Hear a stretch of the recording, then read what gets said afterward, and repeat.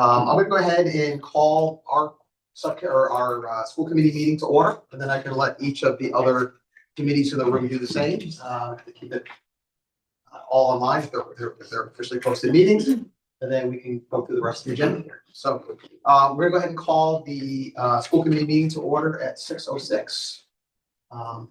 We'll start with the folks from Mendon. Mendon Select Board meeting. I'll call it to order at 6:06. All right, perfect. Mendon Finance Committee meeting, we'll call it to order at 6:06. Upton Select Board meeting will call to order at 6:06. Have enough people from finance Only committee? of us, right? Yeah, we didn't post it. We didn't post Yeah, it, there's only two of us anyway. Perfect. All right, that makes sense. All right, can I get a motion to approve the agenda from my school committee colleagues? Motion to approve tonight's agenda. Second. Okay, all in favor? Aye. We are good there. All right, Absolutely. all right, we're gonna pass on the agenda. So thanks everybody for coming. I know we got an incredible turnout. In fact, we just posted this a couple weeks ago, and it's a random Wednesday night here. What we really want to do is just get everybody together, give an update of where we are with capital planning that's been taking place for the last couple of years. And I was talking to Jay and Maureen and some of the others earlier in the week and saying, hey, we're kind of one of these things. If this was a basketball game, it's the third quarter, and we've got a really quick fourth quarter coming up.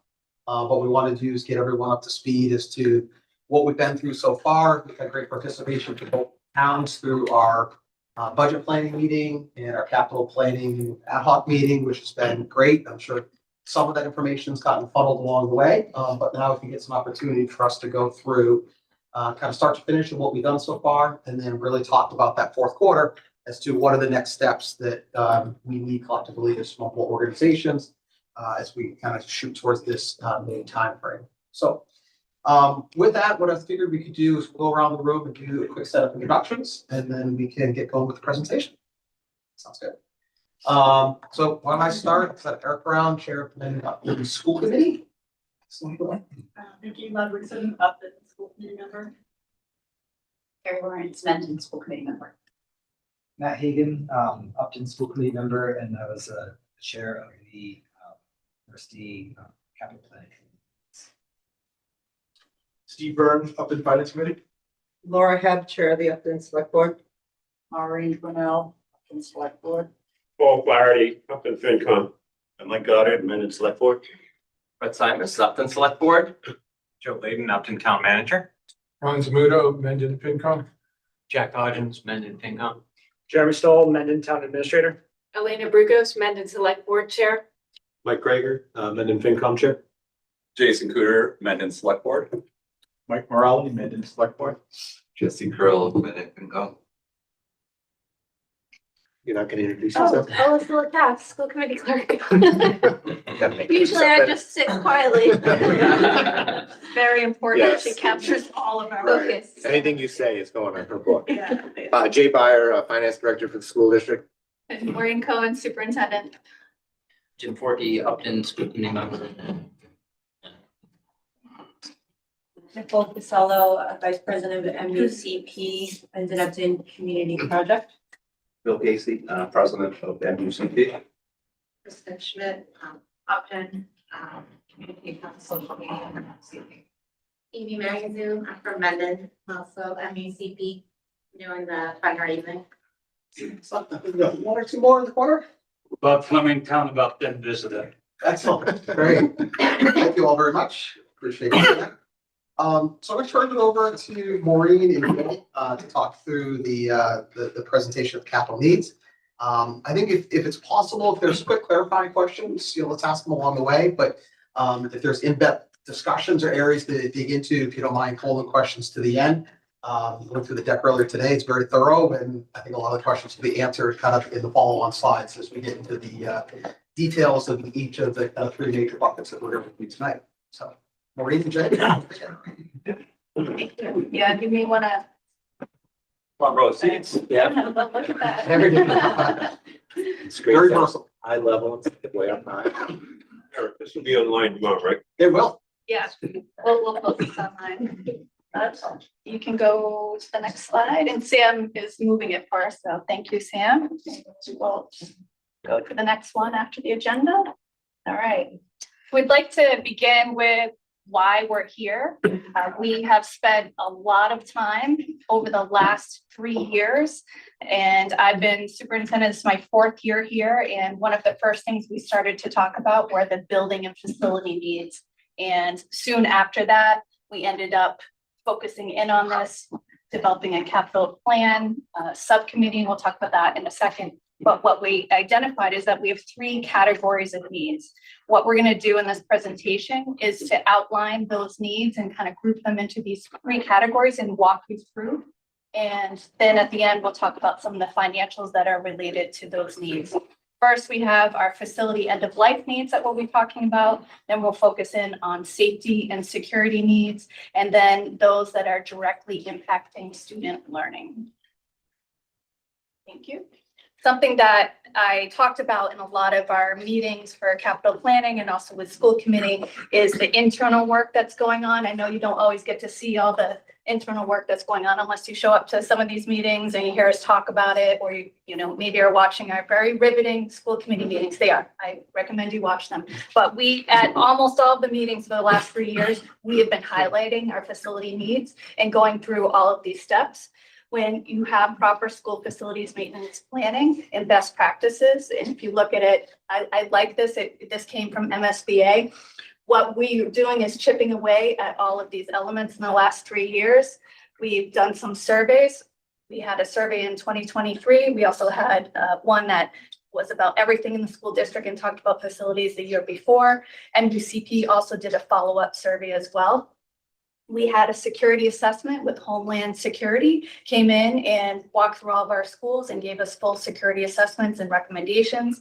We've been chipping away the last couple of years at some of those, but some of those are falling into our capital plan. Facilities assessment, we contracted for a facilities assessment, and we'll talk about that, what came up in that full assessment, but that really is what kicked off our work. And in our capital planning, we formed our subcommittee, and we also recently had to submit to MSBA an updated maintenance plan, which we updated with Ken, who is our director of facilities, just recently. So when you put all of that together, we're doing a lot of work, but you can see one area that's there that I'm always going to be focusing on in my role is how all of our environment and our facilities and everything is impacting student learning. You can see in some ways that it impacts it directly. In other ways, you'll see it through safety and security or indirectly in the environment that we have. I'm not going to walk through the whole timeline here, but we felt it was important that you're aware that on our capital planning website, we have been all along trying to put up and be as transparent as possible about the work and the conversations we've been having around our facility needs. And all of our past documents are up on that website, and we'll continue to add this and other conversations and meetings and documents up there as well. But you can see going back to 2022 is when we contracted with Habib and Associates to perform the facility assessment. And as we launched into the subcommittee work, we then were able to submit, and we're very fortunate to get into the MSBA Accelerated Repair Program. They had put that on hold post-COVID, and so we were eyeing it for our roof, and we'll talk about that in a couple slides further. But we're really fortunate to make it into that repair program, and now we're in the first phase of that right now. So as we head into this past year, we've been finalizing from the larger report, which came from Habib and Associates of $90 million of needs from scope 1, 2, and 3. And I'll show you what that is on the next slide. But in those needs, we focused and narrowed down what we need to bring forward with our committee with lots of work. And I just want to thank a lot of you who are around the table who came to those meetings and contributed and offered a lot of really meaningful feedback as we work through this process. And we hope that this meeting tonight will be a next phase in getting feedback as well. So as I just mentioned, some of the work we did in prioritization was to look at the scope categories that came from Habib and Associates, and also look at expected useful life, safety risks, the direct impact on student programming and the effect on the operating maintenance costs. What we did is we analyzed all of that as we narrowed down the beginning number of 90 million down to under 30 million. And we're still working on reducing that amount. And we'll talk about all the buckets and what that, where they lie. So we're going to head into our category 1, facility end of life, where we're going to talk a little bit about the nip-up roof, our building management systems, and our window caulking needs. You want to speak to some of this? Sure, I can. We're going to do. All right, so for those of you that have been around, like Mr. Fleming and Mr. Flaherty, the building was built in 1996, and most of the equipment, roofs, carpets, everything in the building is pretty much original to the building. The furniture you're sitting at is original. The roof, we've had some issues with leakage pretty much over the last 10 to 15 years, quite honestly. It's in tough shape, and we've got to replace it. Most of it is asphalt shingles, but there is a section over the core, the middle of the building, that's flat membrane roof, and that's where all the HVAC equipment is. All that needs to be replaced. The HVAC equipment needs to be taken off the roof in order to replace it. That equipment is also 29 years old, 28 years old. It needs to come off, and we need to put new stuff up, hopefully like some heat pumps or something that's a lot more efficient. So that's the roof issues and the rooftop handlers. That project is part of the MSBA program. They will reimburse us for the roof, but not for the air handlers, the HVAC stuff. That's going to be stuff that we have to fund on our own. So that's the first phase on the mid-month roof part of the project. You want to speak to this Sure. one? I always share this slide, maybe much the dismay of the members of the committee who've seen it about 100 times. What I like about it is it just breaks down the process of MSBA. The MSBA is the Massachusetts School Building Authority, if you're not familiar with it. And we work hand in hand with them, and there are a lot of steps in the process. So what I've been trying to do is just document the steps as we go through. We just made it through our first phase, and now we're heading into our second phase, where they'll be assigning us an OPM, and they'll be assigning us to start to do some of the scope work, and then we'll have more refined numbers coming forward for the town meetings. Maureen, if I could just sum that up, though, it's Sure. at the end of the day, the steps that we've been through so far have guaranteed us approximately 50% payment Yes. for the replacement already. Yeah. You know, the timing of the application coming out of COVID, it was just perfect by the school district. For a lot of years, there was zero funding, and this is very well put together. Thank you. And we did apply for the roof. I think we were at 24 years, and they wouldn't let us in the program then, because it used to be 25 years. I think they've shortened that now. I think it's 20. Yeah. But, That's next round. but we're at 28, but like I said, the roof is old.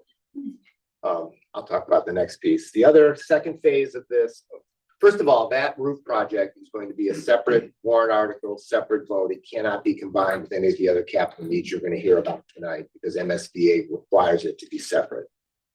So there'll be two different capital issues that we're coming forward with.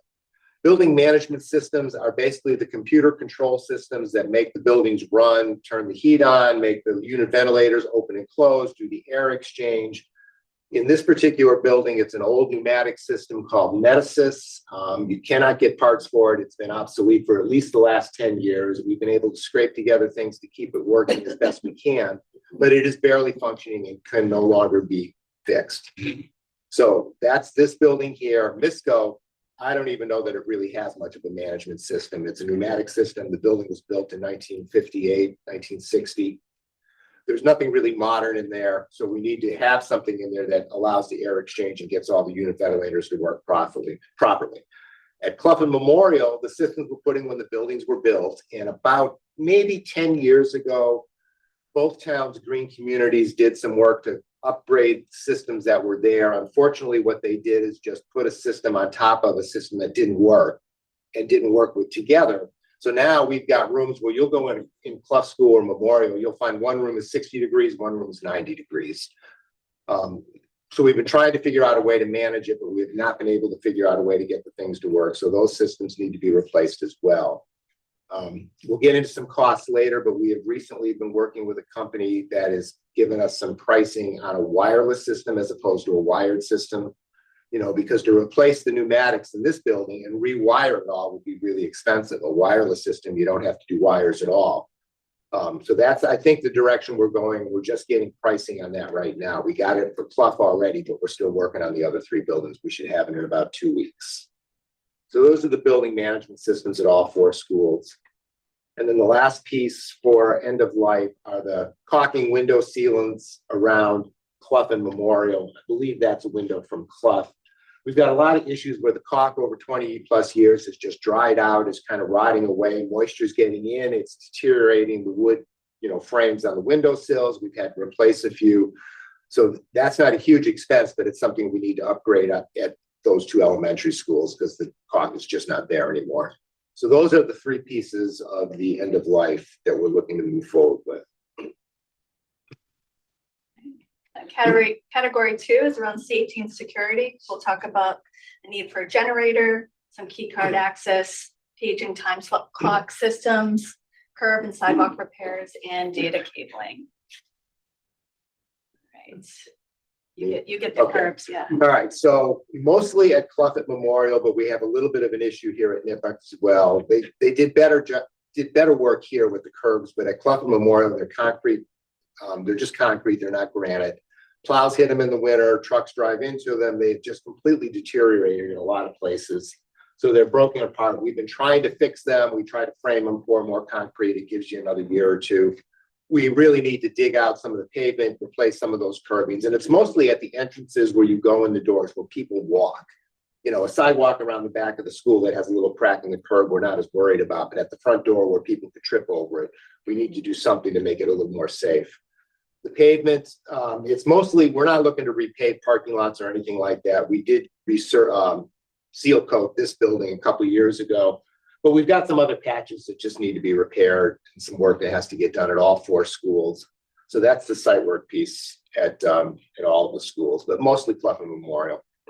The security card access system, we do keep applying for grants. So if you know people who want to give us grants on this, we apply every year. We ask for earmarks every year. We do think this is a category where we can hopefully, between now and then try to pull this out. But it is one of our top security needs that was noted. We all have just old keys that have been around for these buildings forever. So there are a lot of keys that are probably out there. We want to secure, have one single access. We don't want to have to leave a door open at the end because some people are coming a certain way. If we have proximity cards like you do in most newer buildings or new school buildings, it would be a lot more secure and a lot safer.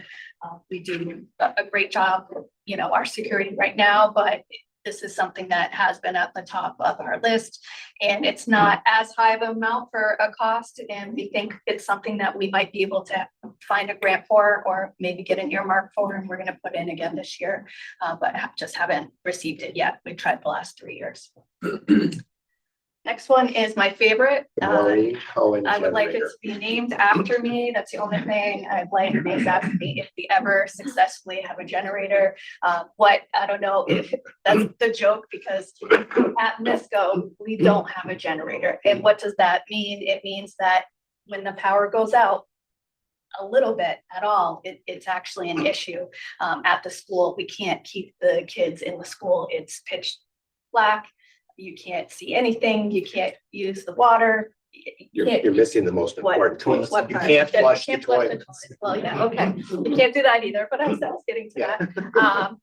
But what ends up happening is on the main road, I know our towns do a great job. I'm not saying anything bad about the work of our towns working on the trees. I see them working on the trees, but the trees grow every year. Ice gets on it and they take that wire down. Sometimes it's coming in from Upton, and it often happens in Upton. Other times it's happening over here. Something happens in Mendon, and we get electricity. Tell me if I'm wrong. I think we get it from both. Yeah. And they come in, and so it's either town. If there's an issue, we're out. If there's something, something chews on a wire, it's out, and it's an issue.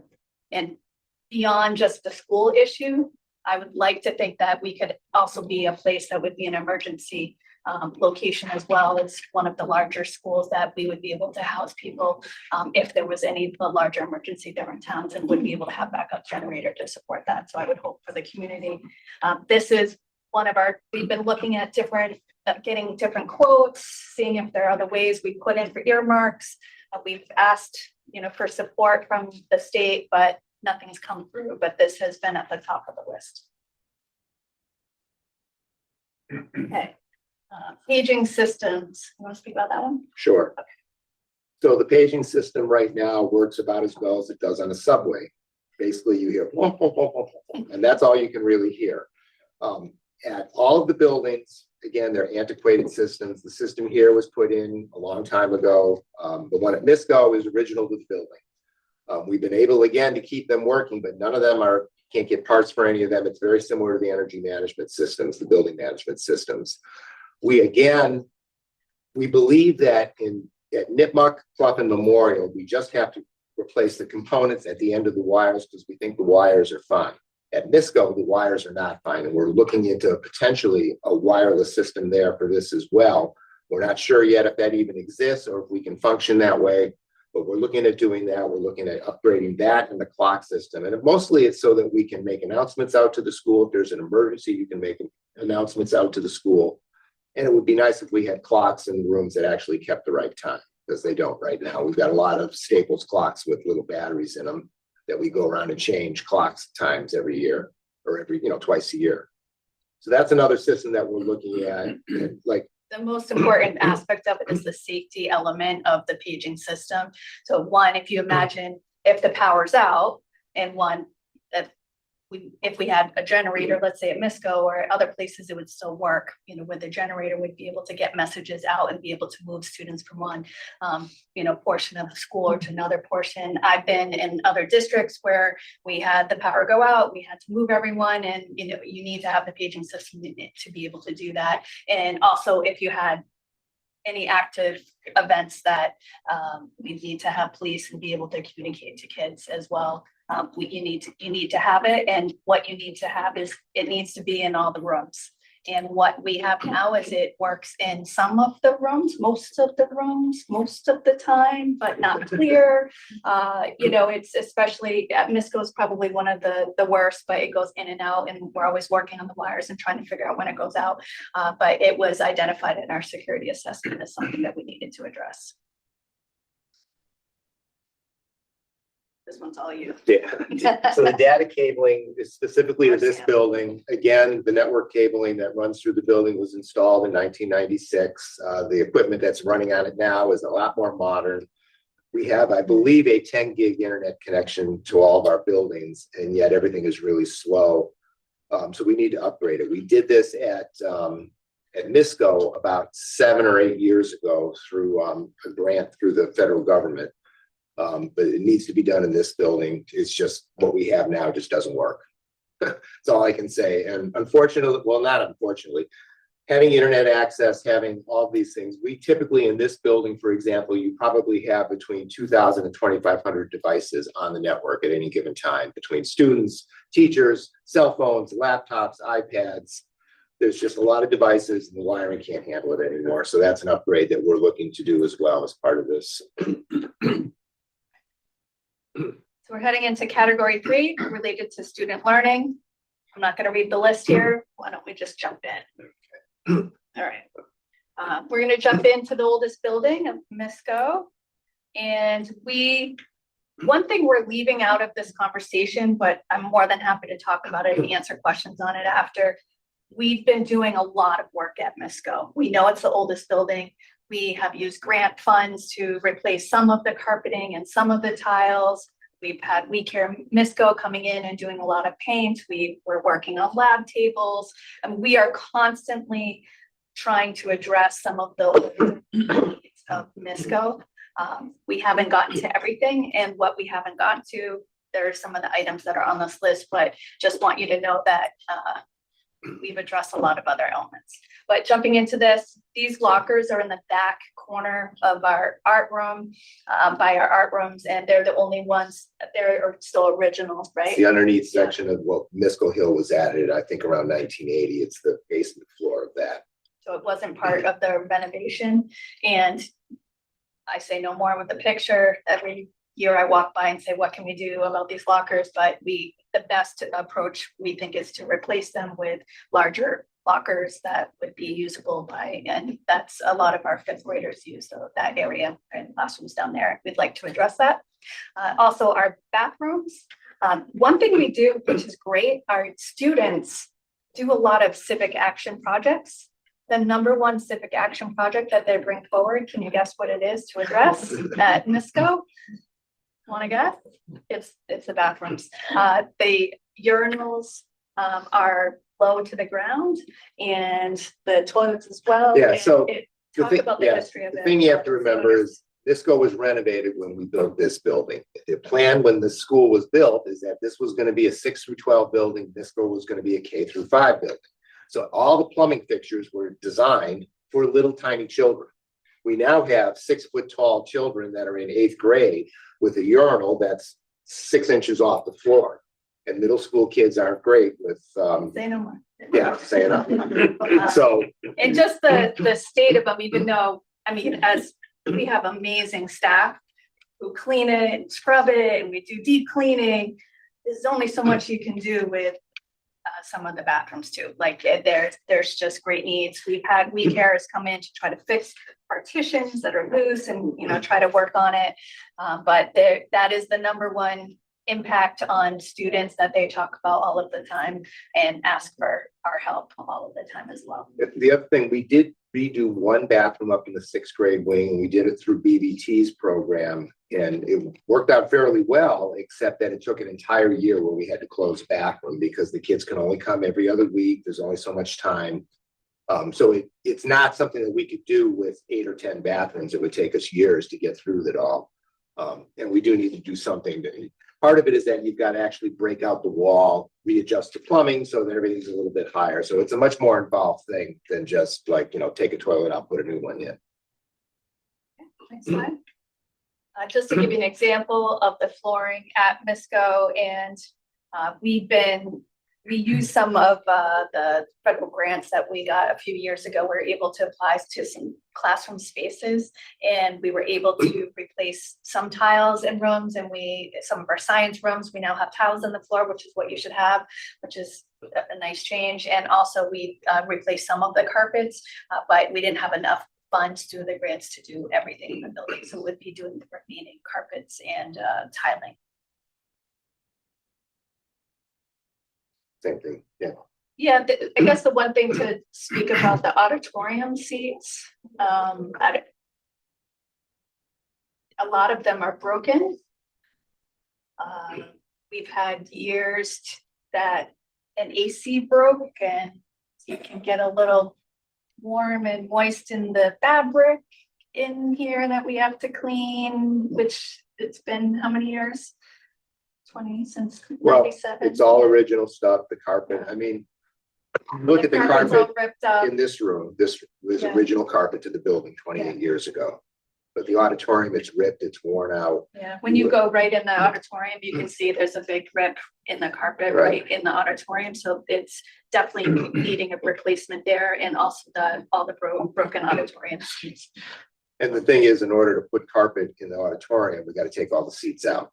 So once you're taking them all out, we can't get parts for them either. There's nothing available that, you know, so we try to have a bucket of parts and we try to fix things, but ultimately we end up losing seats. Kind of reached that critical point in the auditorium for sure. Keep going. All right, athletic fields at MISCO. You can see a couple images there. I'd be like, raise your hands if you've been at the MISCO fields. I'm sure many of you have. Some spend a lot of time there. I'm gonna actually ask Bill, do you mind coming up? Yeah. He's gonna come up and talk about, he helps us with our fields, like our field expert. And he's gonna speak to some of the specific needs that we have. That's right. So as you can see, the baseball field on the top right, you know, with the grass infield, it's, you know, sunk in, so it holds a lot of water in the infield. And then coming towards the outfield, you see it's a lot of what we call bunch grass, just a little bit of grass there, a little bit of grass there. A lot of it's, you know, crabgrass that fills in over the year. But then when the fall sports come actively play on it, it's sort of like the pitcher on the left. You know, as soon as the crabgrass starts dying off and walking on it, it dies off, and then you're playing 3 months or 2.5 months of, youth football, school gym classes and field hockey and sports, flag football, all over there. So it's not being sustained at all. There's no base to it. There's no root zone. It's just a weed mass right now. We're hoping to be able to redo those fields, and what I hear, and I have some parents back here too, what I hear is how unsafe it's becoming, like when you're playing field hockey out there and the bumps, and how other teams don't want to even come here and play on our fields. So Accurate, I, right? Yeah. I used to a lot of years. You Have can teams add anything reject else playing. I'm missing? Am I missing Oh, they anything just related to did Misco? nightmare. Yeah, They They come refuse. to take pictures. we had some members from other towns come and take pictures to go back to show their town how bad our fields were here, to tell their coaches. But ultimately, we want to make sure our kids are safe. We're able to maximize the space that we have, and we do use every ounce of our fields. It is booked through here. We want to be able to sustain it, but in our traditional operational budget, we don't have the funds in order to do we've been adding in funds for maintenance and working with Bill of ways to work on irrigation in other areas and work on fertilization in a better way here and put different systems in. But what we're missing are some more capital expenses related to fixing the fields from when they were originally put in. We should mention on this, we did, through the work of MUCP, we did get a state earmark that's currently happening to put an irrigation system in. I think it's mostly in the practice field, right? Yep, so it's in between, so it was an earmark around $30,000, a grant that was upgrades, towards the athletic fields there, where the backfield is pretty good. The money can be spent better on this field, putting some irrigation and some.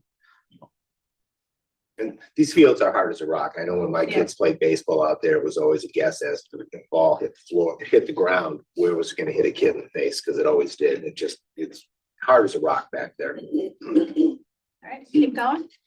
And then we're gonna jump to the athletic fields. You can stay here in case you have questions, you can jump in. I'll get started here.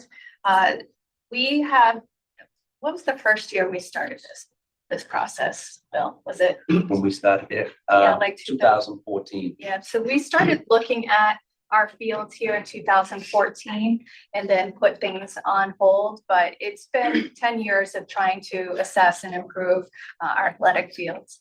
Some of the concerns that have come up, there's no track for NITMUC track teams. Playing field conditions, you see uneven terrain, divots and holes.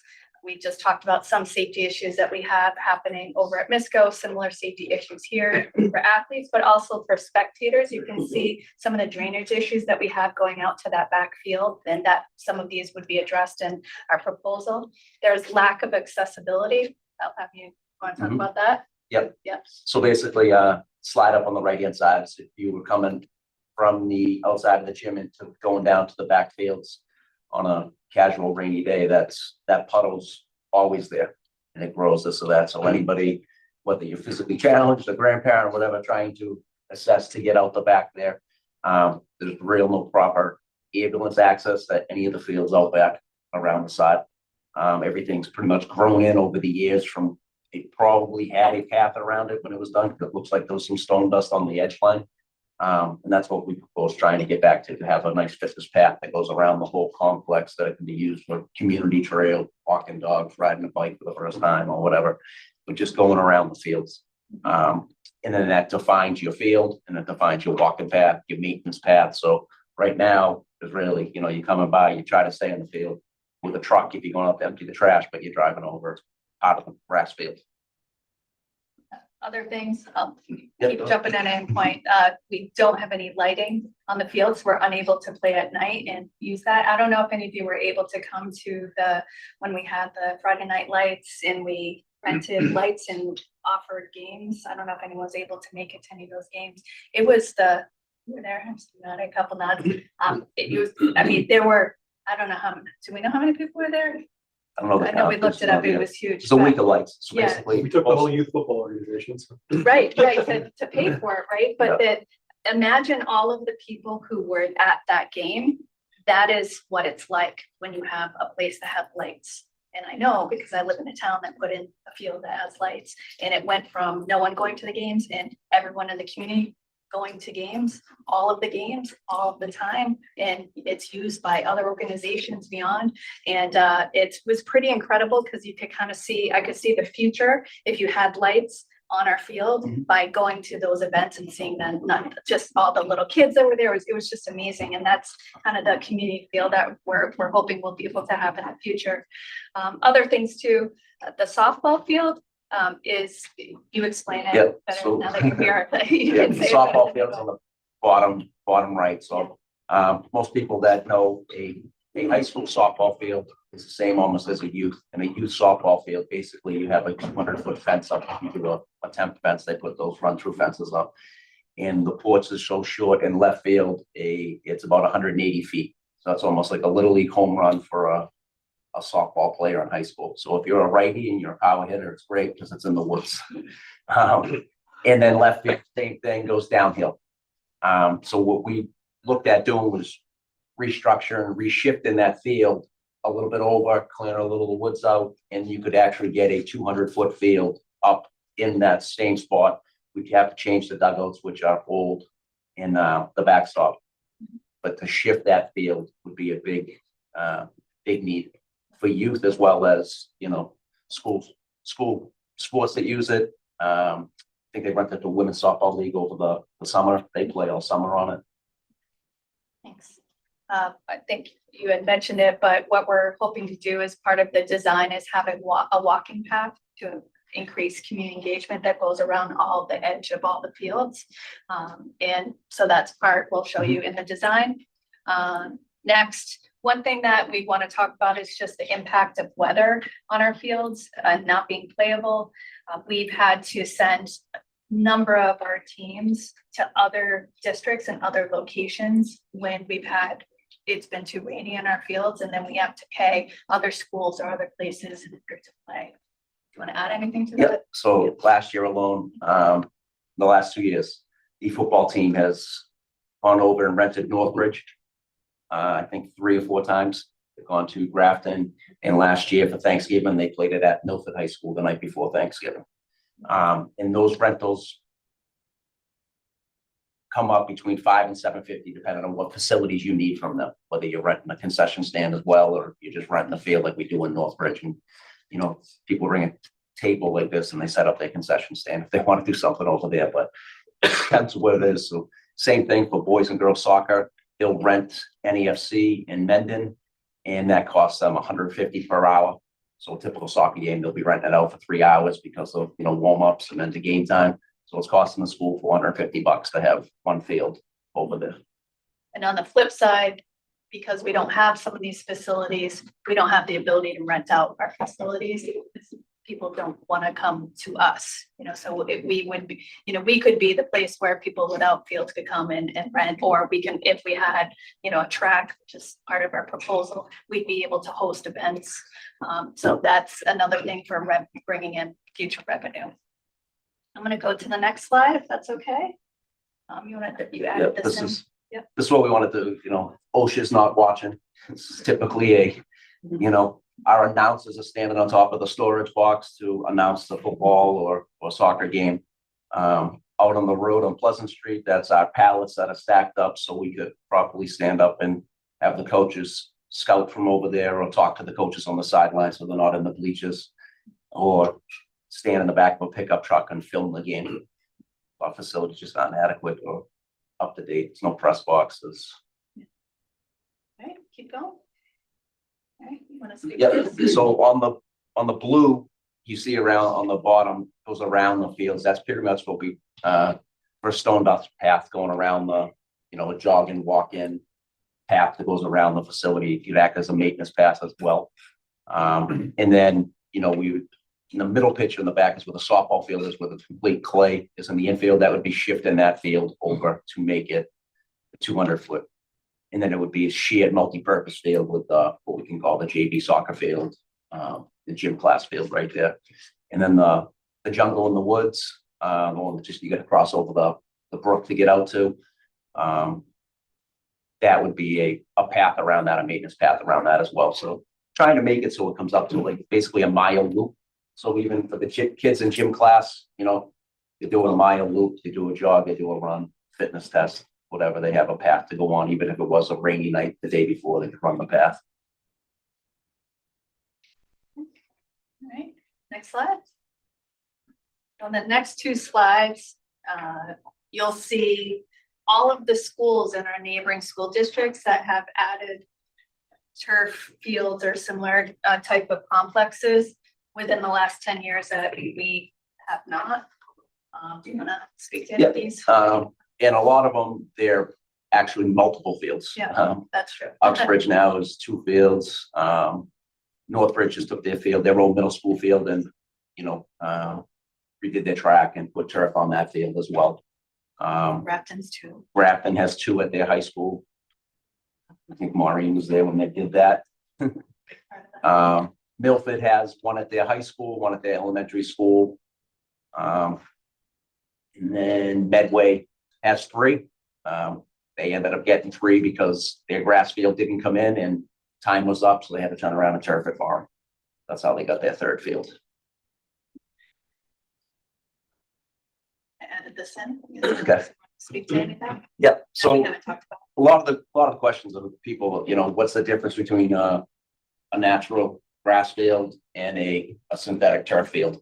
Maintenance cost, what's it cost, this or that? So from the start, if you're putting in a brand new track and lights and everything, and you're putting in a turf field, it may cost you $1 million for the turf. If you're going grass route with irrigation, this and that, it will cost you about $500,000. So you're saving about $500,000 going with the natural grass. But then there's a maintenance to the natural grass. Every week you gotta mow it, you gotta fertilize it, you gotta line it, you gotta maintain it, you gotta aerate it, you gotta slice seed it, you gotta stay on top of it because it's gonna be used a lot more. So your maintenance budget is going up. With synthetic, your maintenance budget can be anywhere from, you know, $7,000 to $10,000 a year. Once you're buying the equipment, which they have the RTV to drag it, it comes with an aerator, it drags a magnet and it, you know, a broom to level it out, sweep it up. What that does, whatever surface we go with, it fluffs it up, keeps the compaction light, so it passes your G-Max test.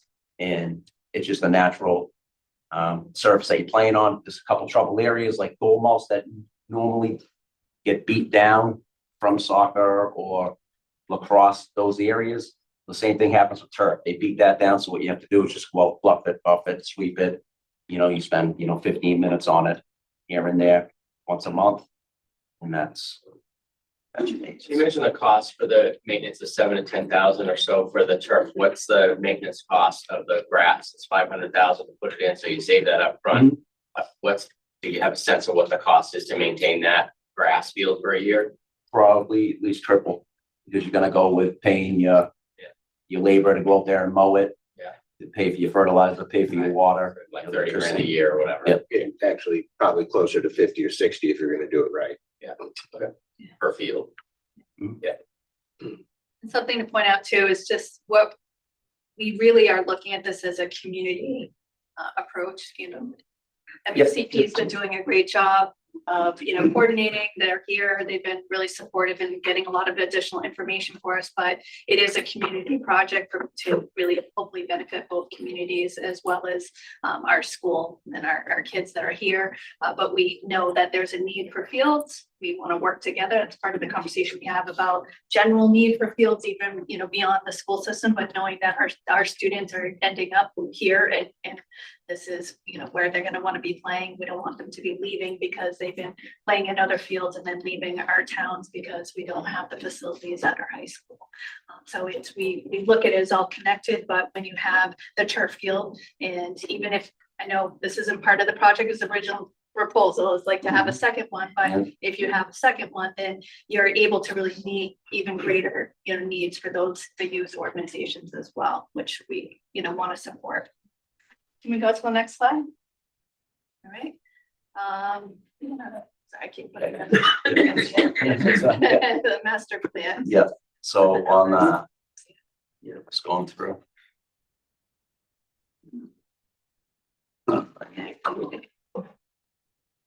You can't see that up there on the screen. I can, sometimes I can, I can't, I'm getting old, Jay. the pre-construction costs, we went through and this one. Is that the same one? Was it No, very? No? This is the one when we coming with two originally. That's No, just, yeah. That's all right. So yeah, the pre-construction permanent survey and engineering design, the geotech, the bid award and the construction services, everything, comes in around the 400,000. The bid for the general contract is, infrastructure cost, underground utilities, et cetera. Includes the track, the amenities building, press box, accessibility, access to grandstands. Accessibility is one of the biggest things that, this is why the Mendon-Upton community project pretty much started, is because there is no accessibility for a lot of these fields. Misco, if you are physically challenged or in a wheelchair, you can't get up to a softball field. You can't get over to the baseball field. They're not gonna stop the game to get you out there. There's nowhere to go up there. ADA wise, we've looked into trying to get ADA grants to help us along the way here and there, and we'll continue that. But that exact same thing is for everything here at Nipmuc as well. If you're in a wheelchair and you're on the front field, you can go down as far as the bleacher, but there's nothing getting you up in the bleacher if you can't get out of your wheelchair. So now you're at ground level behind the team on the sideline where you can't see. So that's what really kicked this off to start us going. And then the lighting, 450,000 for the lighting out front. Quote for the turf, the infield, shock pad, 1.1. So basically in the front, we'll put up a turf field in the front. Go over what we have and everything is that first number, the just over 7 million. And then the next portion, the 2.7 will be the rest of the fields out back, aligning the softball field, redoing the original irrigations that are on those 3 fields out there, which 2 of them aren't currently working right now.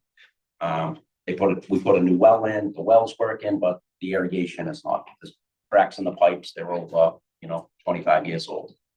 So they need, the whole thing needs to be upgraded. So when you start shifting and doing groundwork, saving your irrigation as plastic pipe, and you go and you would put a new irrigation in, more feasible to what the well calls for. How many lanes is the track?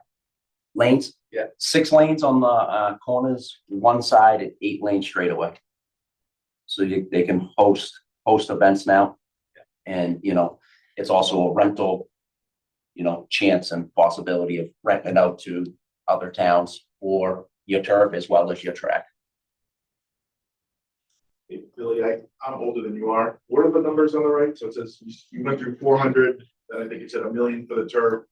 Yep. So 400 for lighting. What's the second number, the big number what's included there? that's 4.5 million. That is including the general contractors, the infrastructure costs, the underground utilities, getting the lights wired up and everything.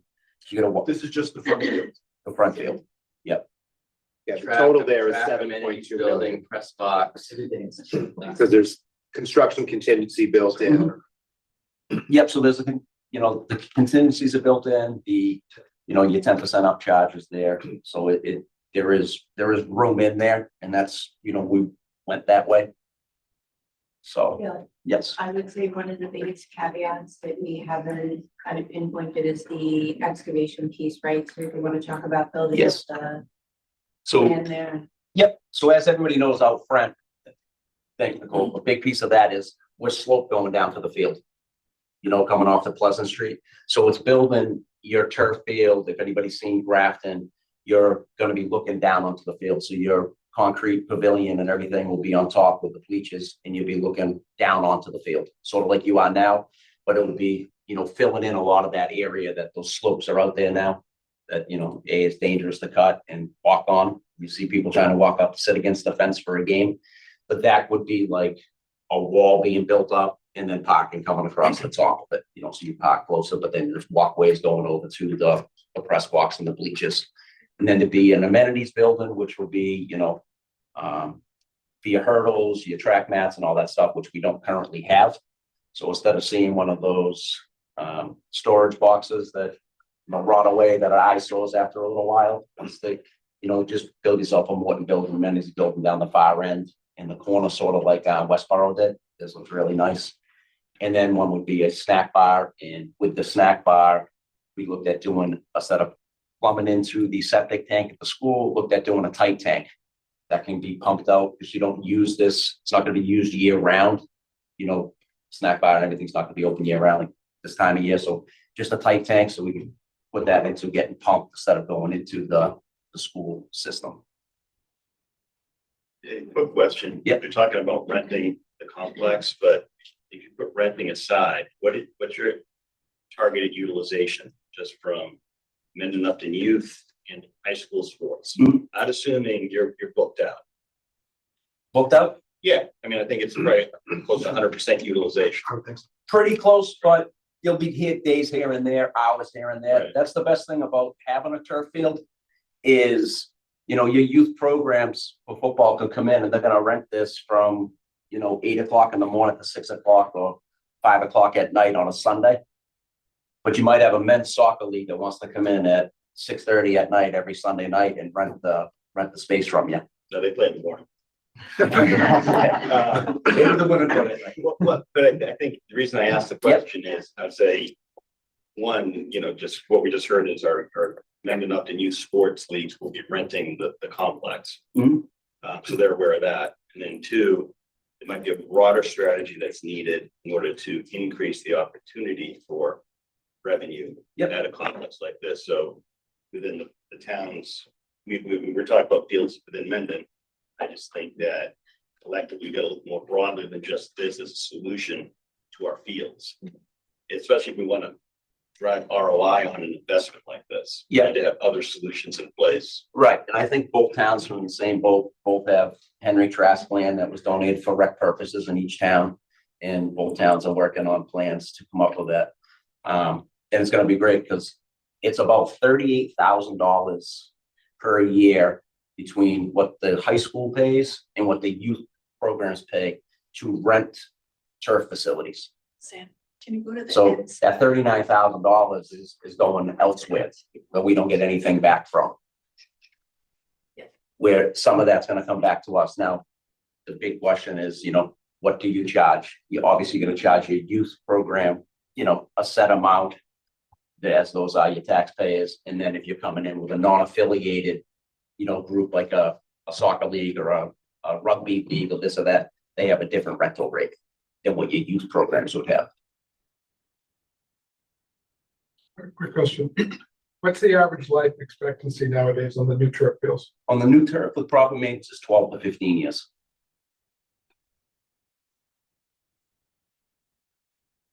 So. Yep. In all this construction process and all that, is there an OPM built into this? Yes, I believe that's part of that pre-construction, the estimate that we did, that we were just looking at, there's pre-construction services. Cole, come on up to Ozark Construction. The thing is that we're doing a larger capital project, includes building stuff and this, there would probably be one OPM for all of it. Yep. And we Wouldn't be did account separate for ones. that. Right. You know, we put buckets of money, we know that there's pre-construction, permitting, survey, engineering costs. There's a lot of work that needs to get done in the ground, geotech. This includes bid award and construction services that happens with all the OPMs, so. But when you have the OPM on board, when you start this project. Yeah.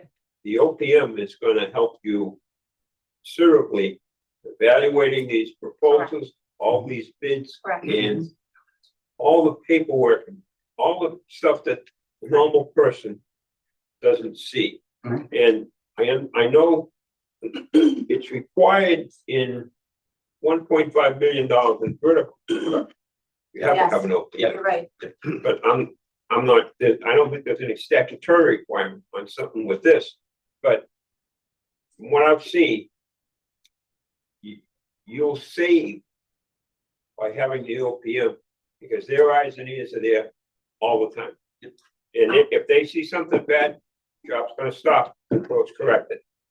That is what I do for work. I'm an OPM, so. Okay. I can attest to that. I spent many years as an architect and a GC, and now I'm an OPM, so highly recommend it. Yeah. But yes, that is the benefit, and we did have that allowance in there to kind of make sure that that's there for everyone's protection, and the expert, they can make sure that it stays on budget, schedule, but yeah, and also work in a safe.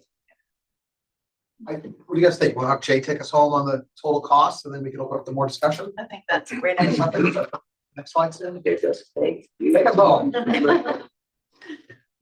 All right, so these numbers that you see on this slide here came from our assessment that was done by Habib and Associates. We are definitely looking to refine a lot of them, but these were the initial things that they came up with and cost estimates that they came up with based on projects that they've worked on. So Habib and Associates is the design team. We have contracted with them as what they call our house doctor.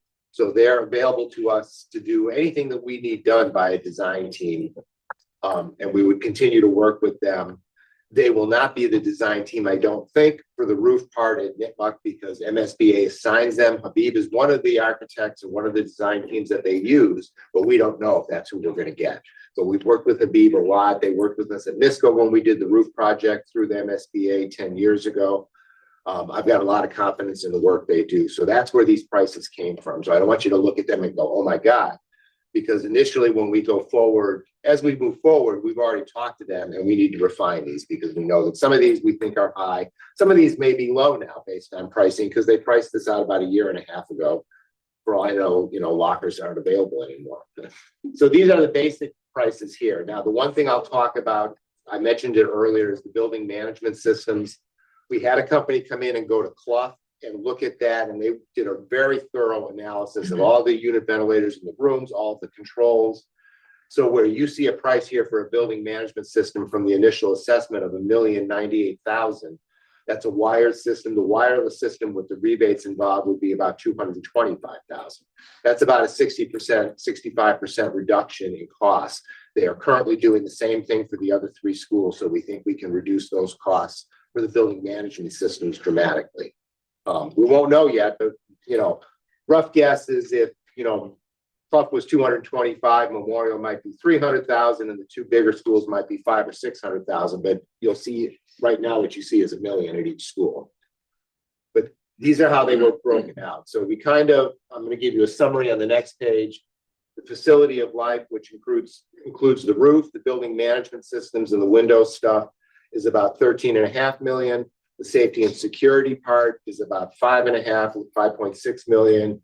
The student learning piece is 13.75. Obviously, a big chunk of that, almost 10 million would be the athletic complex, and another 800,000 potentially for the fields at NISCO. All these numbers are going to get refined. These are preliminary numbers, and we're going to be working really hard in the next 3 to 4 weeks to refine them. I heard from Habib and Associates today, and they're already working on coming up with better cost estimates.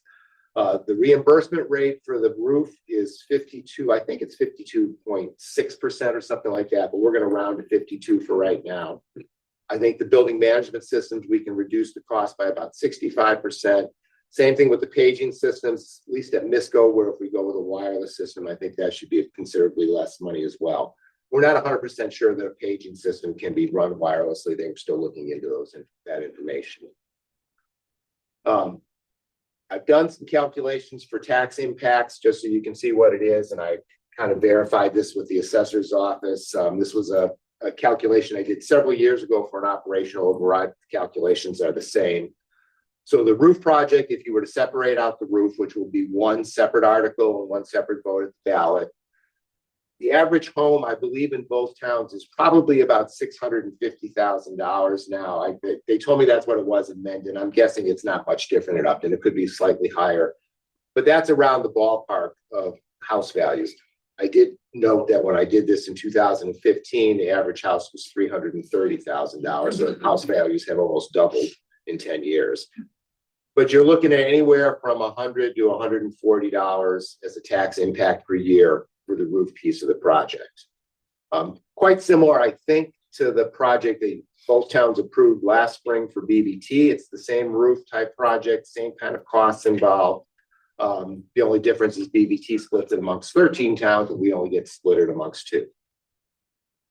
The rest of the projects, if you put them all together, the tax impact again runs anywhere from $330 to $500 a year, depending on where your house value is. Obviously, the more value your house is, the more it's going to cost you on a tax impact. And you can see it has, price per thousand. So you see what it does to the tax rate as well. put everything together, if you add all these numbers, then these are based on the assessment numbers, nothing being refined at this point. It's about a $33 million project for everything, and it ranges anywhere from, again, $400 to about $635 if I go on the high end, is the tax impact. So, and that number includes the 3% surcharge for CPA. I believe it's 3% in both towns, correct? You both do CPA. The other thing about CPA, and we didn't mention it, is there may be a way to offset some of the debt with CPA funds for the athletic fields at both schools. You can't pay for the turf, but you can pay for some of the other infrastructure to put the buildings together. The bond has to be, you know, when we come to town meeting, we're asking permission for us to borrow the money, and it has to be the full amount, even with MSBA. But then it gets offset by their reimbursement, by anything we can do with CPA. So the towns could use CPA funds to offset some of that debt service on an annual basis. And these are based on doing this over a 20-year bond. You could look at shorter bonds, but I'm thinking the cost would go up, and for the most part, you'd probably go with 20. That's pretty standard. So those are the three different tax impacts for all of this. What's your bond rating? I would know, maybe somebody in Mendon-Upton could tell me. Our district's bond rate. You know, I want to know what yours is. Oh, we haven't borrowed money in 12 years, so I don't really know. I haven't I haven't really found out recently. We've got great, I think we've got good reserves in our funds, and we've always balanced our budget and all that sort of stuff. So I think it would be as good as it was in the past, but I don't know off the top of my head. What is yours? AA+. The last time, I don't remember. I want to say ours was AA+ as well, or AA, or somewhere in there. But like I said, it's probably been 7 or 8 years since they've given us a bond rating because we haven't borrowed any money. Jeremy's looking up Mendon right now.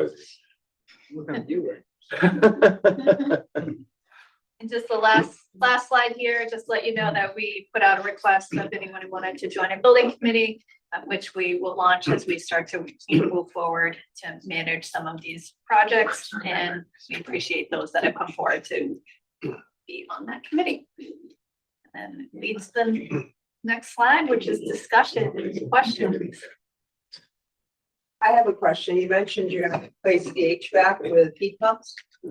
That's a thought that I think would be worthwhile because I think there's rebates involved. I don't know if we can actually. There are rebates, but then the weather we've just had, heat pumps are not very efficient in cold weather.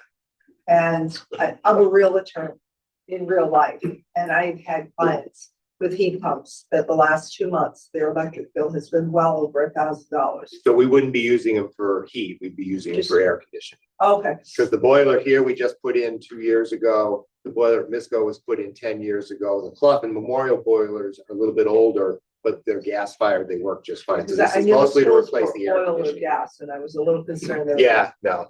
I have heat pumps as well. and- Electric, it's. Yeah, I have the same thing in my house. And So my next question would have been if we were flipping over to full electric or full solar. well, so the district on the solar side, we probably get 96 or 97% of our electricity through solar power already. We have 2 off-site net metering sites, one in Dayton, one in Seekonk. We have the carports at Misco. Part of the roof project with MSBA's, you have to have a section of your roof solar capable, but we currently have around $175,000, $180,000 worth of solar credits sitting on our accounts.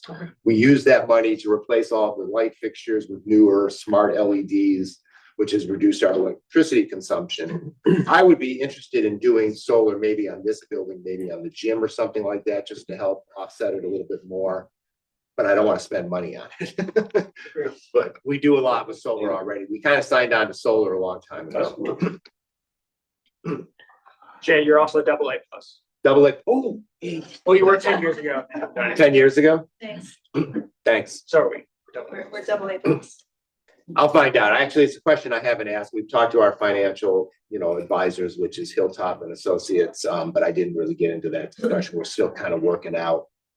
The borrowing for this, assuming everything gets approved, is we're gonna do probably 2 years worth of short-term borrowing to get through the project. Then you do your final borrowing after you know what it really costs as opposed to what you think it's gonna cost. And after you offset the MSBA stuff, CPA stuff, and all that other stuff, so we don't have to borrow as much, but we're just in the beginning stages of that as well. So on the MSBA reimbursement, the 52.6%, it seemed to indicate that because of how we went through the process, that's what that percentage was set at. Is there a different process to go through for that to be higher, or? They tell you what it is. Yeah. That's pretty good, actually. I thought it was gonna be in the I thirties. thought it was gonna be a lot lower. I was Yeah. surprised it was so much. But there, I mean, there are certain things that when you do and we're still learning as we go. It's the first time we've done MSBA, like, or at least first time I've done it on this end. But you can get points. We just had to submit like this maintenance plan and all these other documents, and they say you'll get points related to hitting all of that.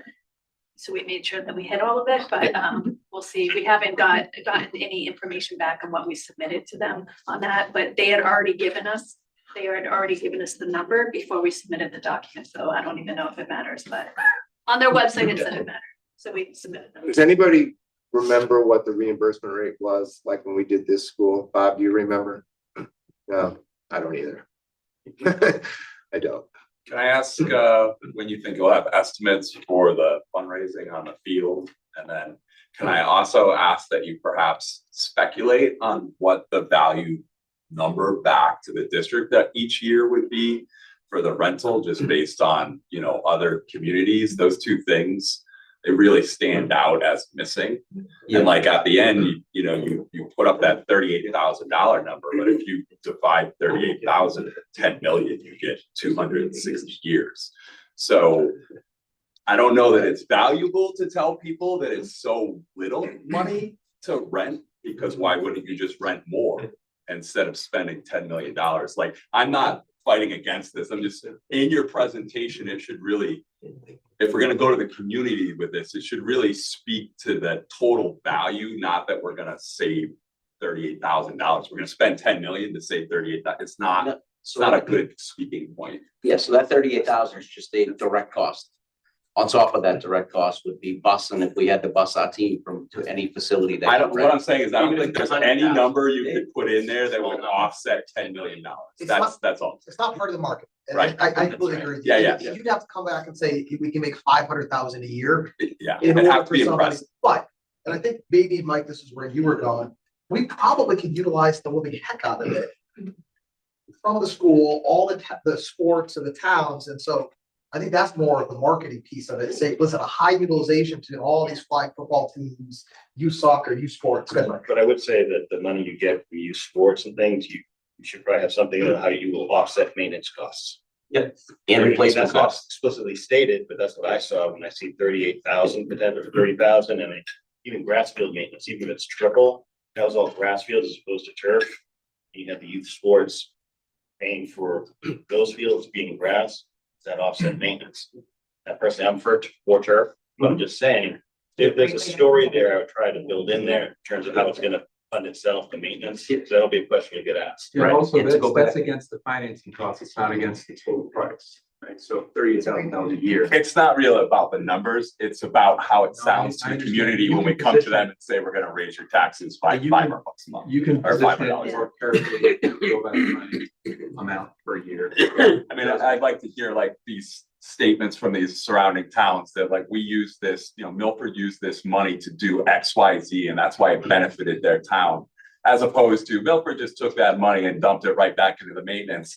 But if there was a better story about like, oh, we bought all new laptops, we surfaced our science rooms, it's the buckets of money don't really matter. It's how the public sees the money being applied. If you take the money as a use of school facilities revolving fund or athletic revolving fund, it Yeah. typically stays there for Right that there. use. You don't then take it into science. Okay, and yeah. Do exactly that. You use it to change the oil on the machine that, drags the whatever.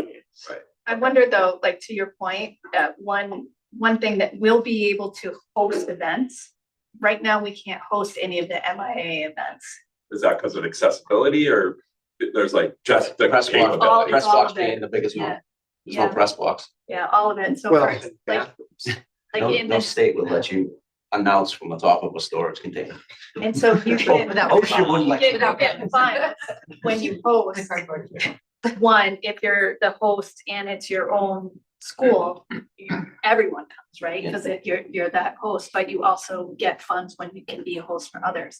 So all of the track meets or any of these other, football games or lacrosse games or any of the MIA. And that's games that bringing would be hundreds there. of people into the town to spend money, Yeah, hopefully. And or- you're able to, So to bring up, but they'll only do it if you're good side, right? to bring up one of your first points, where's the donation, where's the fundraising? That is a huge piece and a huge key. But before we can go actively get any of that, it's gotta go through here and approve first. So that number should only go down, whether you sell off naming rights to this, to the stadium, whether you get a full-time sponsor for that. Like I'll use Charlton Dudley for an example. Dunkin' Donuts pretty much paid for their turf and they put the D right on their turf. So there's ways to go through that, but you gotta have it pretty much approved to start offsetting a lot of those costs. That's sort of what our community group is, engaged in helping with. We want to help fundraise. We've said that from the beginning. We're not here just sort of advocating, hey, can you give us X? We're here to help offset the costs as best we can to go get those fundraisers. There's ladies behind me. There's a lot of people that are willing to really dig in. Is there any Sorry. sense? Sure, just a, you can go ahead. I was gonna say, just a quick question. Could you share with us what the rationale was, at least on the backfields, I guess the baseball field and the softball fields, to continue to go down the path of, I'm taking it a non-turf field? That is, you want to continue with grass in those areas, if I'm reading this right? Yep, keeping the grass fields out back. Yeah. Opposed to turf. Yeah, because Yeah, that so- feels like it's cutting against the argument for the turf at the same time. I just want to understand what the rationale. Yep, so basically your turf is basically your turf, and so to speak, your dining room table. That's where everybody wants to, that's where your varsity's all playing their games. That's where the fans are all coming to see, that's where your low lights are, that's where your track meets are. And we'll take those fields that are in the back now, and that will be, pretty much a practice or a JV game field. Where now your varsity field hockey team will play their game out front on the turf, on a more controlled surface. Your softball field, redo your softball field, you have one softball field, so you play there. But upgrading those to grass. It was back in 2014 when Joe Maruschek brought me on and a few others. When we started this, the original plan was trying to turf the one out back as well and turf out here, to do both. Back in the day, 10 years ago, we did the Gale report, to do the whole thing was just under $8 million to turf both. So now we waited and now it goes up and now it's down to one, because of money. So Jack, you're, I think, asking about baseball and softball fields. Yes, the baseball. Baseball, softball. It's a cost thing. I would tell you that to put turf on all the fields, you're tripling the cost of the field complex. So it's more of a cost thing. We figured we can only do so much at a time. Yeah. Maybe down the road, you would do turf on the baseball field, softball field, or the backfield, but we can't do it all at once. You don't see as Yep. many, you don't see as many turf like baseball or softball fields. Like, it does exist, but it's not common. Yeah, well, thank you for that description and the rationale behind it. I frankly think that ought to be part of the mix in terms of the explanation behind this. That is, that it was a winnowing process, that it wasn't every single field to get turf, and this is why. Yep. I think that would be beneficial. Yeah, there's definitely a kind of untold story. So the capital planning committee met, right? The original ask is $14 million. We narrowed that down, one of those being turf fields on the backfield. So it started at 14. So what you're seeing now is that widowed down number of, Got it. all right, what can we really bring to the towns? Right. Thank you. Knowing that there are a lot of other needs for the school. Right. So it's not really just about turf fields, it's about being able to accommodate the rest of the needs for the schools and as well. And similar to the assessment came up with $90 million worth of things that we probably should do. We're at like 33 now because 90 million is probably a non-starter. And we recognize that off the bat. And we are all actively trying to reduce that or get grants and apply, and that's our goal Got it. right now. Thank you. Yeah. So how do you plan on convincing the guy that's paying the bill this has to happen? So you were gonna do that. It's a good, I didn't hear you, and it's probably a good thing. So, Paul, I mean, ultimately, you know, we're gonna be coming forward with two articles, right? One is gonna be for the roof. My personal opinion is that the roof is probably a relatively easy one to get approved. Everybody understands the need for roofs, and it's sort of separate. The rest of it, it's a combination of the athletic fields and all the other building needs. Hopefully, people will understand that these schools are, the youngest schools are 22 years old, and the oldest school is 60 or 70 years old. You need to do some upgrading on your buildings if you're gonna keep them running. So how are we gonna convince them? I understand what you're saying is that you want to do all this stuff, just don't make me pay for it. So how are we gonna convince them to accept a $600 a year tax increase? That's really the crux of what you're asking. Yeah. And I think that was the presentation they just walked us through. So what else would you add to that you think would be helpful? You gotta sell the guy that's paying the bill, Brett.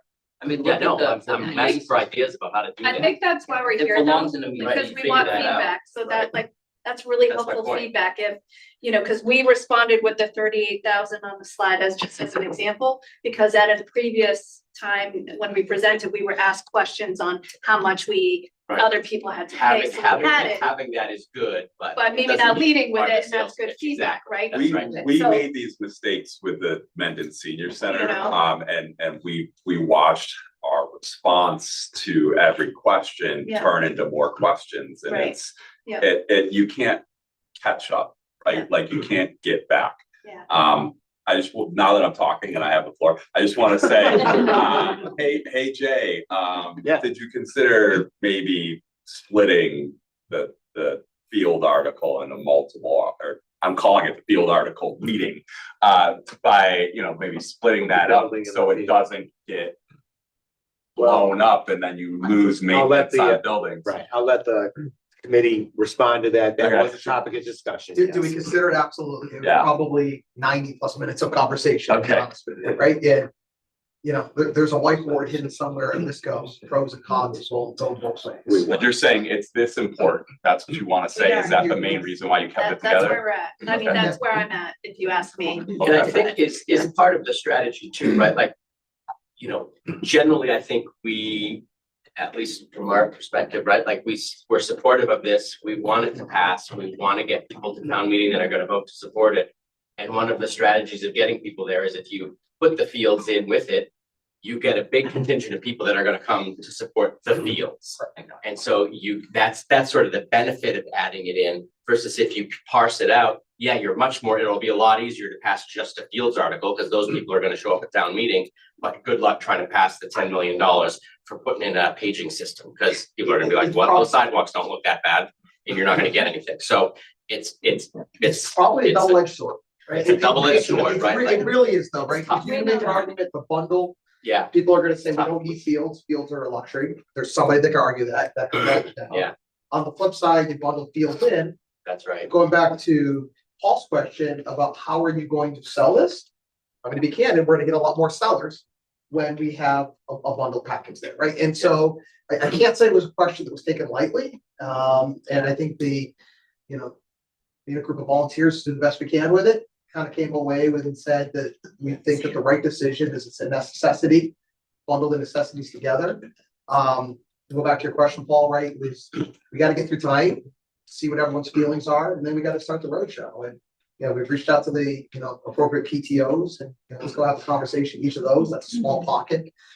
We gotta get together with the youth sports groups and not talk about just fields, talk about it all. We got that tomorrow night. Yeah. We're addressing all the groups tomorrow night. Take the whole deck, right, bring it through, and then, we're gonna look for some help from Jay and others, is what, do we go to the senior center, do we go to, 8 years ago, 10 years ago, we were doing override, like Dr. Ruszczyk was going all around to people's houses and doing these 20-person road shows, right?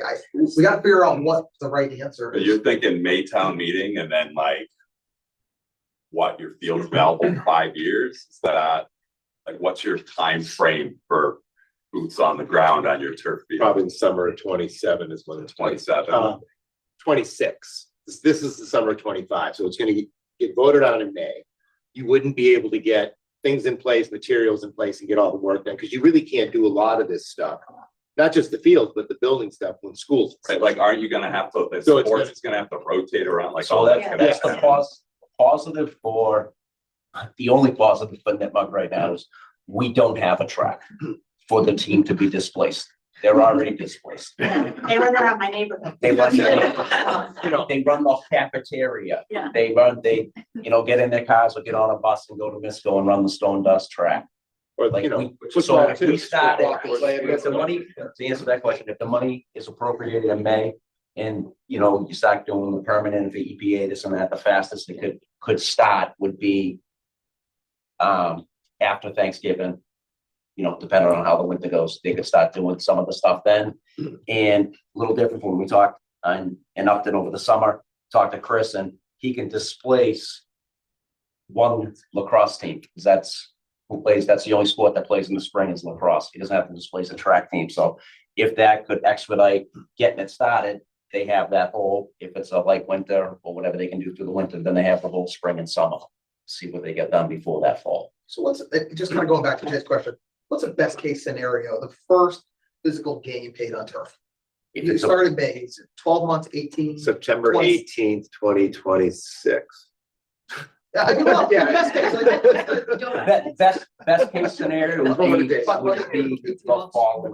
Yeah. I'm thinking, I asked that question because I'm thinking specifically about the people who are going to vote based on when their kids are in school. And that's gonna be an important question to answer for them. I know it's not maybe the best way to go about your voting, but that is going to be a thought in people's mind is my kid going to play on this field? And do I want to support it? Yes or no? And if we have some relative dates when your first event would be, and I would hope it would be a real big bash.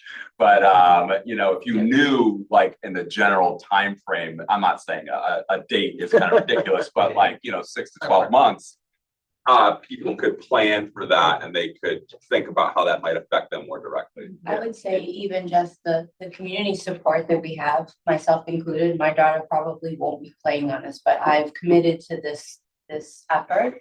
Bill as the same, the folks behind me, there's a lot of people who, yes, Well, I that don't would doubt all be. these people in this room are really committed, right? It's No, but everybody. I think it is a point to say that it's not just about will their kids play. It really is about, I live in Mendon. I want to see this for this school district. I want to see the towns develop so that we are a well-respected athletic community and we can use the facilities even after my kids are not in that school. So that's my perspective. Yeah. And I think that's shared from a few other folks in town. So In mine, as a realtor, it would be easy to sell a house to somebody that wants kids to That's come in honestly, town. that's what and sells. grow it up. It is. Exactly. It is. When I leave and retire or whatever, I want to sell my house. you for sell your 12. house. Yeah. Legally, we A can't. 65-year-old's not I buying just my tell house. them we have Somebody with an a award-winning family that's gonna look at your schools first, gonna look at your towns and your schools. And so it's You know, an investment worthwhile. To your point though, Jason, part of it is that it betters the community. And, I realize people do go and vote based on their own self-interest. And that's unfortunate. But all in all, I mean, I don't have kids in the district at all. My kids are adults, but it makes the community better, and you have to be able to build it up that we're a community. We're trying to improve our quality of life for everybody here, including people who don't have kids, people that do have kids. Yeah, I mean, the walking path, I think, was probably the biggest component of that. So And that, it has been about the community and trying to, and we've been engaging, with youth sports as well. And, we have the meeting tomorrow, but how can we work together and address all needs in the community as much as we're able to with that facility that is.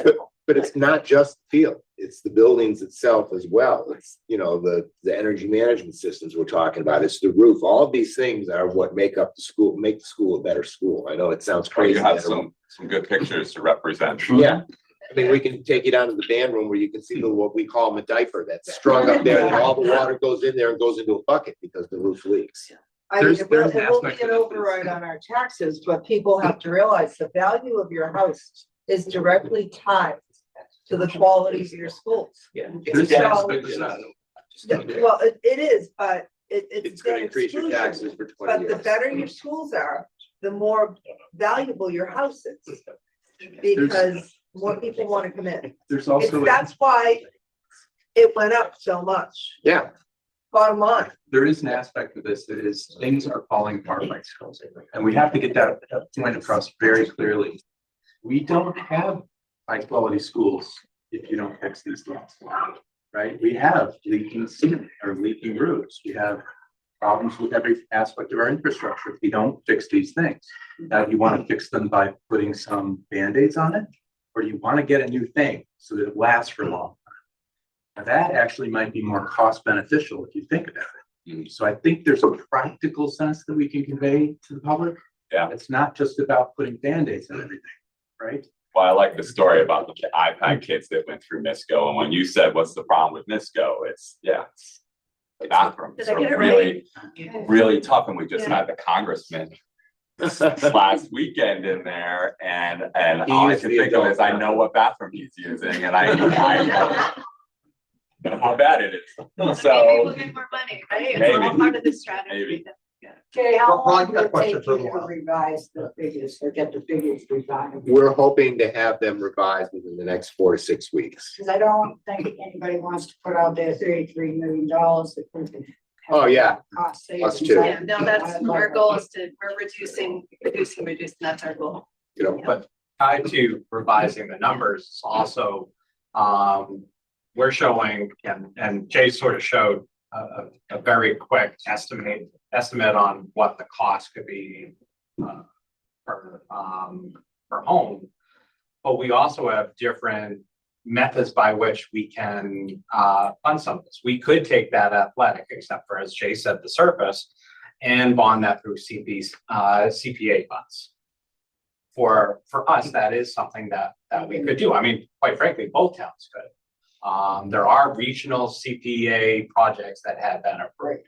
So how that all pulls together as a funding mechanism, because just like Mendon has capital needs, Upton has capital needs as well that are on the horizon. So looking at how we can develop that strategy, which is really more of a refinement of the numbers you had, is another exercise we have to go through besides identifying the need for the buildings in the fields. I think everyone's gonna agree the buildings are an absolute need. But it's the fields that'll probably get a lot of people to show up and that impact in selling that. So Joe, if I could just give you an example of what you just said. Algonquin High School was the latest one. Northborough and Southborough just both did that. At Algonquin High School, they both gave CPC funds. And then they went to fundraising and drove that number way down. And maybe that's part of the story or part of the roadshow, right? Is like, because I think it's really compelling to have that slide, Jay, with the impact of people's taxes. At the end of the day, that's what people want to see. Like, what is this actually going to cost me in terms of my own pocket?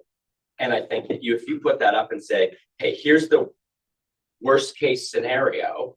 And then the next slide is, these are the sources that we have to potentially drive those numbers down, X amount of millions of dollars for CPC funding or option or grants, matching grants from the roof from the state. So all those numbers offset it. So people know this is the worst case scenario. We're going to go after grants. We're going to aggressively try to drive these numbers down, find alternative funding sources to help offset the costs. And then you sort of, maybe that's part of the story. The one caveat I need to explain is the way the regional agreement is written.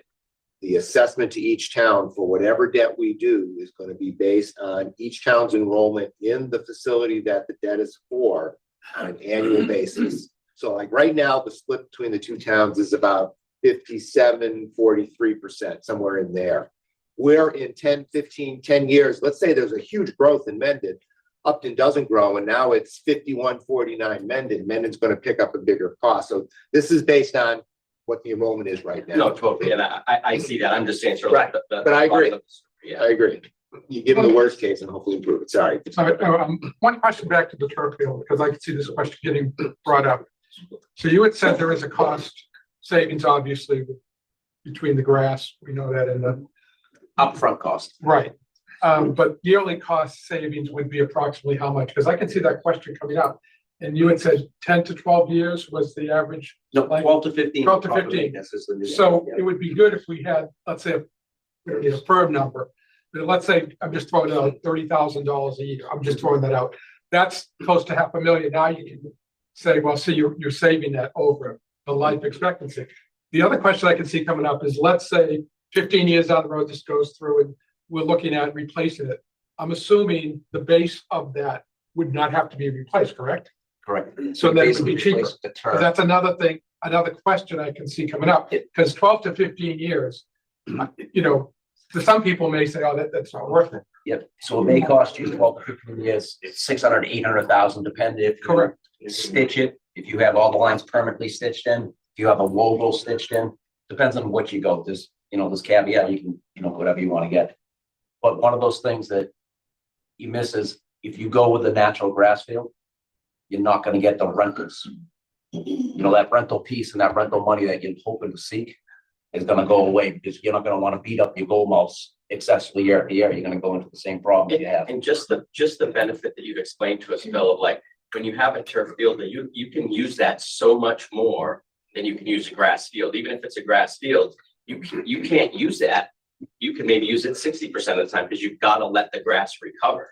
But because there's no recovery on turf, it frees up your other fields. So the other fields in town, because we know we've got issues with fields all around, so those free up and those get utilized more.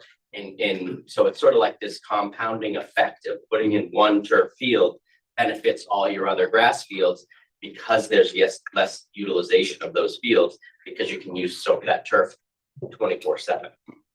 You may want to try to quantify that though. I hear the logic. Yeah. But I'm kind of curious, how well do the towns have their utilization down on their grass fields, and actually build that model to say, by doing this, we're gonna free that up. Quantify it. Yeah. Because I understand the logic.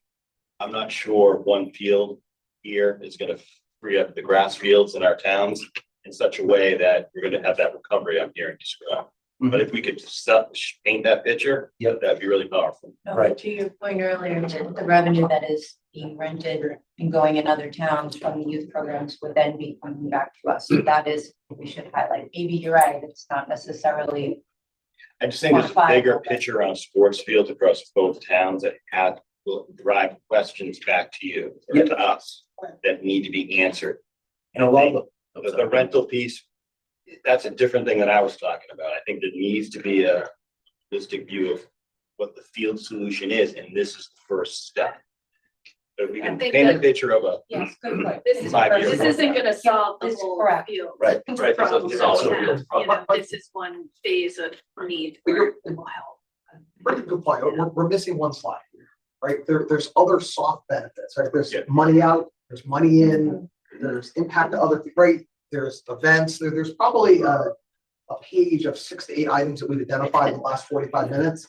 Yeah. Page I left There's out. also- That's the there's also- page just so you know, that's the page I left out. Cut their slides down, they're like, can we get it? They actually have that, but that's good. So we can forward our packet to everybody that was there, because there is a lot more in the packet to answer some of those questions. Yeah. But one of the points to having one field there, we've had that question the most, especially push from youth groups. We're going for one, let's just go for two.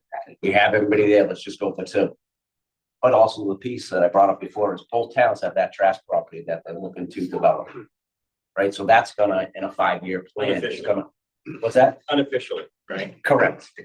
Oh, And one has a live in trust, right? So But I it's think just, to your point, like that can be part of the story. It's like, and again, you got to figure out like how much of the story you tell, but be ready for that question. Like, look, we're not solving all the town's fields problems in both towns for all youth sports and all everything.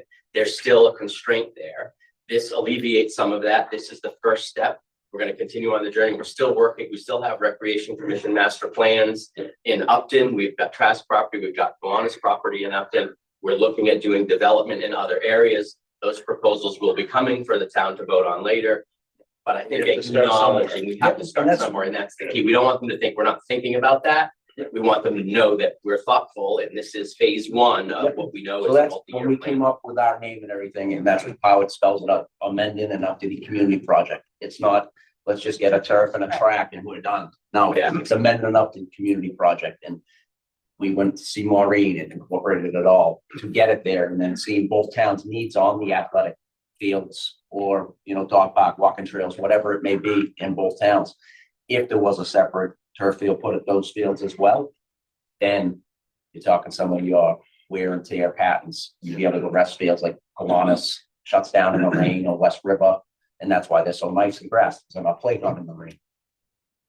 Ideally, the field conversation is there's a capacity and demand analysis that's done, and we show capacity here, we show capacity in Mendon, we show capacity in Upton, and what those possibilities could be, and what that long-term road is to get there. Because you're gonna have infighting now of all the youth groups on who gets to use the turf field first, right? Right.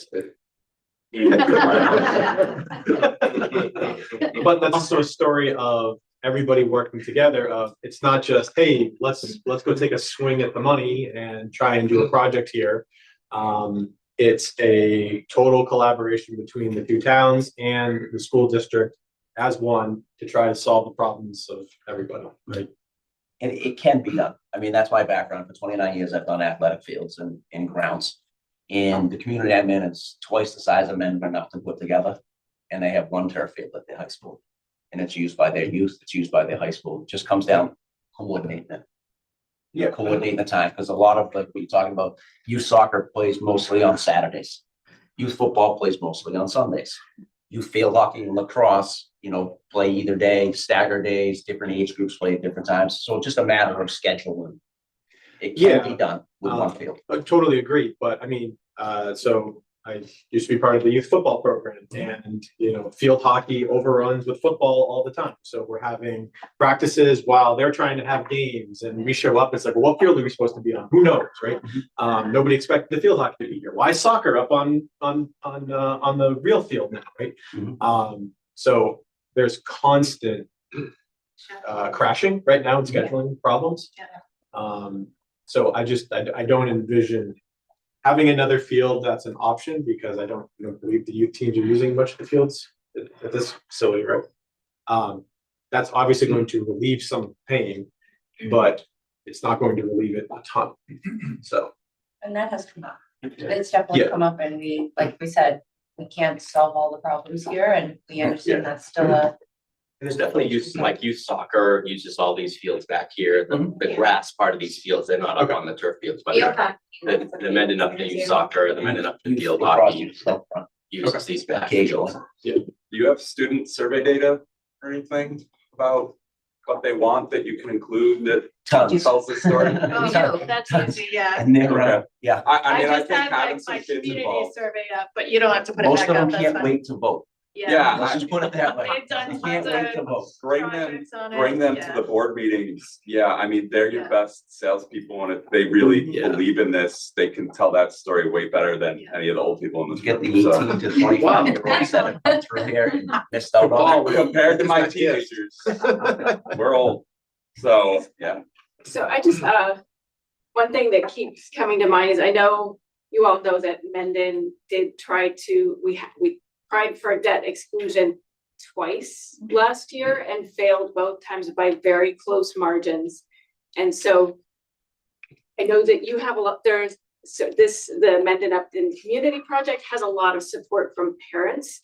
But I guess I hear a lot from seniors who, many seniors support the schools and they support the projects, but they also feel like their needs are being overlooked. And so I guess my ask to the community groups is that they work to engage that population. And because I think in terms of like optics, like Mendon has established that there is a need for a new senior center, because the current center is, over 30 years old. It's basically a house built by volunteers that's not up to municipal code, not fully ADA accessible. And so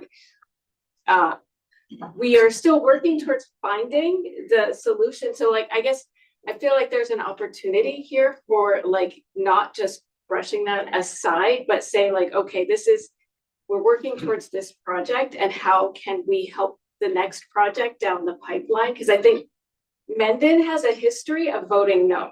Every big project, Mendon votes no about twice before something passes.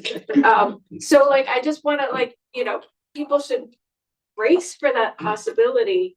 And I think that we can do better, but I think there needs to be a lot of outreach and communication between groups, just to say that like, because I have seen some groups say like, no, I'm gonna vote no on this because I want my project, and it's sort of, and so I don't want that to happen with this project either, and I think that some of it will be by helping Mendon get towards, you know, sort of the sequence of projects. So like, if there are people on in your community group who might also be willing to help figure out a solution for Mendon's senior center project, I think that would go a long way. So, and I think there could be like, you know, mutual support. And I know a lot of the people involved with that project, they want to support the schools, but I think they want to be remembered also, because because that project, I know this was when is like 3 years in the running.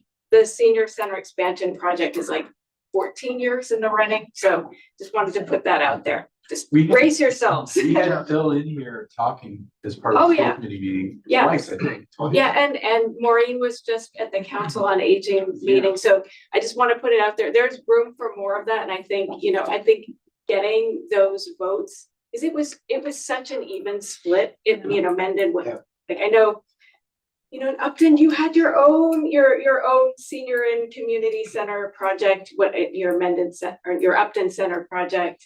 Took us 20 years to get that library built. Right. So yeah, so it's I just want to put it out there that it's gonna be work. It's gonna be real work to get, I know, Mendon to yes. I can't speak for Upton, but I know you've had that process, so. I was gonna say, I mean, it's a really important point to recognize that, because you have a lot of people that are your regular participants in town meeting that are gonna remember, hey, you know, you've come to us for the past 2 years for a debt exclusion, and we said no, like, you're not getting the message. We're saying no, like, they're still gonna show up, no matter what you bring before them, they're gonna say no. So that's gonna be, you know, a challenge. It's almost like you wanna say, in some ways, to the people that are coming to support the schools, like, hey, don't forget, come back next year and support your seniors. Right? Almost that sort of reciprocity, like, we're not just here because we care about schools, like, we're gonna come and support the seniors. In Upton, Paul, part of what I wanted to make a point about, like your question, you know, how are we gonna sell it? I don't know how we're gonna sell it, but what I do know and what I think about for Upton is that we are very fortunate, because we've been on this journey of, we did a lot of 55+ development in town. And as part of doing that 55+ development, we said, hey, you know what, we want to honor that. We need to invest in our senior center. And that's why we built the Upton Community Center, which was a combined senior center and library. And we actually worked with the school district at the time, was on the verge of doing an override to say, hey, can we sort of work the finances a little bit to defer that so that we can get the community center approved. We got the community center approved because we believe in investing in that part of our community and services, and not just providing services to school age families, but providing services to those 55+ families. And we've made that investment. And now we put off the school investment for a while, and now it's time for us to invest in the schools. So we've sort of, to me, that's part of the rationale when we talk to people in Upton, to be able to say, like, yeah, we made the investment in seniors. We are going to have to make the investment in schools. We know we have a DPW project that we're going to have to figure out and get funded in another year or so as well. So that's sort of coming down our pipeline, similar to your senior center. So we've just got to sort of be able to explain to people the sequence, the logic, and that this is part of a strategic plan of maintaining a town's infrastructure. You have to make these big investments periodically. And it's been, 15 years since the last override. I mean, that's why we clear held this meeting. from the Mendon side. When we talked about this, and then the subcommittee meeting, we should have a multi-board, because whatever we do as part of this effort, we need to weave it into our own capital plan, which is what you just, how do you manage that debt load so that we can get all the infrastructure we need done. So, but it's also, if you look at the crossovers of like what the senior center was trying to accomplish, and they were saying, okay, let's build walking trails, for example. Sound familiar? Let's build walking trails to bring in different parts of the community. So many walking trails. So many walking trails. But if we're building walking trails that are, and we're building accessible areas over here in Upton, just like Elaine is saying here, like in Mendon, they're gonna wanna see Misco fields also be accessible, also have walking trails, because seniors don't wanna travel 10 miles over to this location to do that. The young people, they'll do it, but that sort of give and take, I think, is what the community is looking for. And I don't think it really changes anything as far as the costs go. It just optically changes thing, and the coordination and the collaboration sort of changes and focuses around this portion of our community will really benefit from this part of our project, and this portion of the community benefits from this part of the project, and then the whole story comes together and everybody feels listened to. I know that sounds really nice. I say it in one sentence as I'm hearing it, but it's a lot of work, right? It's a lot of work. So. What's that? Yeah, well, and yeah, I mean, but it is a lot of work. I mean, I know I first got into like being involved with the town through supporting a school, the override for the school in 2015. So that was what roped me in, and I'm still roped in. And I know, and that was one where like Mendon said no at least once before it passed. So anyhow, it's definitely work. And like, you know, I guess if we're talking about May, that's really soon for doing this work. So it sounds like you're doing a lot of the work for the what's that? We've done a lot of work up till now. But you're talking to get people to town meeting, like you gotta get people to show to get up. people to vote. town and to get people. It's now. Now we gotta start working on it. Well, it's the now. ballot vote. It's not just the town meeting. Right. The ballot vote's the hard one. The town meeting's a little bit easier. And honestly, grassroots, you're gonna need to apply a lot of pressure of getting information out there through small forums, right? Getting logic and data out there simply through the cesspool that is Facebook. And Tell us how you feel. on absolute cesspool. With that's you guys, we have taken the feedback that we've gotten from. Kristen, you're perfect for dealing with this. She is. We've got FAQs ready. We've taken all the feedback that we've gotten up till now and really listened to what's been said. That's why when I say we've had a lot of work up till now, because we've listened and we feel prepared. We know, you know, we've all lived here a number of years. We know what we're up against. But we feel there's a need, and we feel pretty passionate about it. So I'd like to just sort of say, Maureen and Laura, from an Upton perspective, like, do we have any concerns with sort of supporting this proposal? Right, like I think at some point when we're at the town meeting floor, they're going to want to say, what do you select boards support this in both towns? Does the finance committee support this in both towns?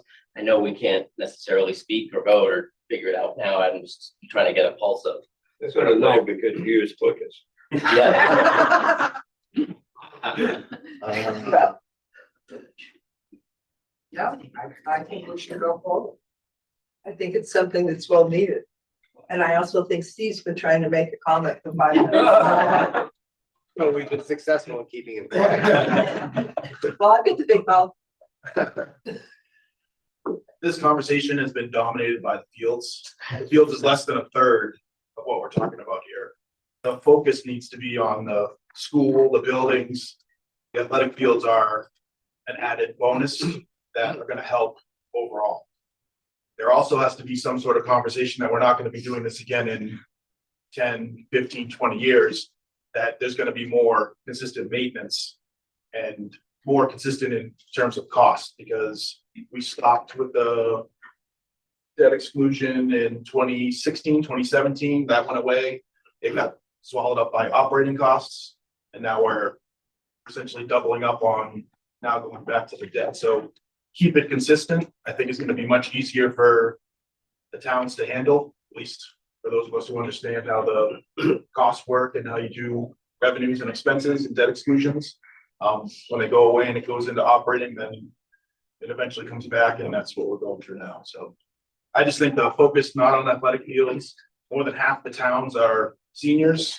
They don't care about the athletic fields. They don't care that that's going to increase their house somehow.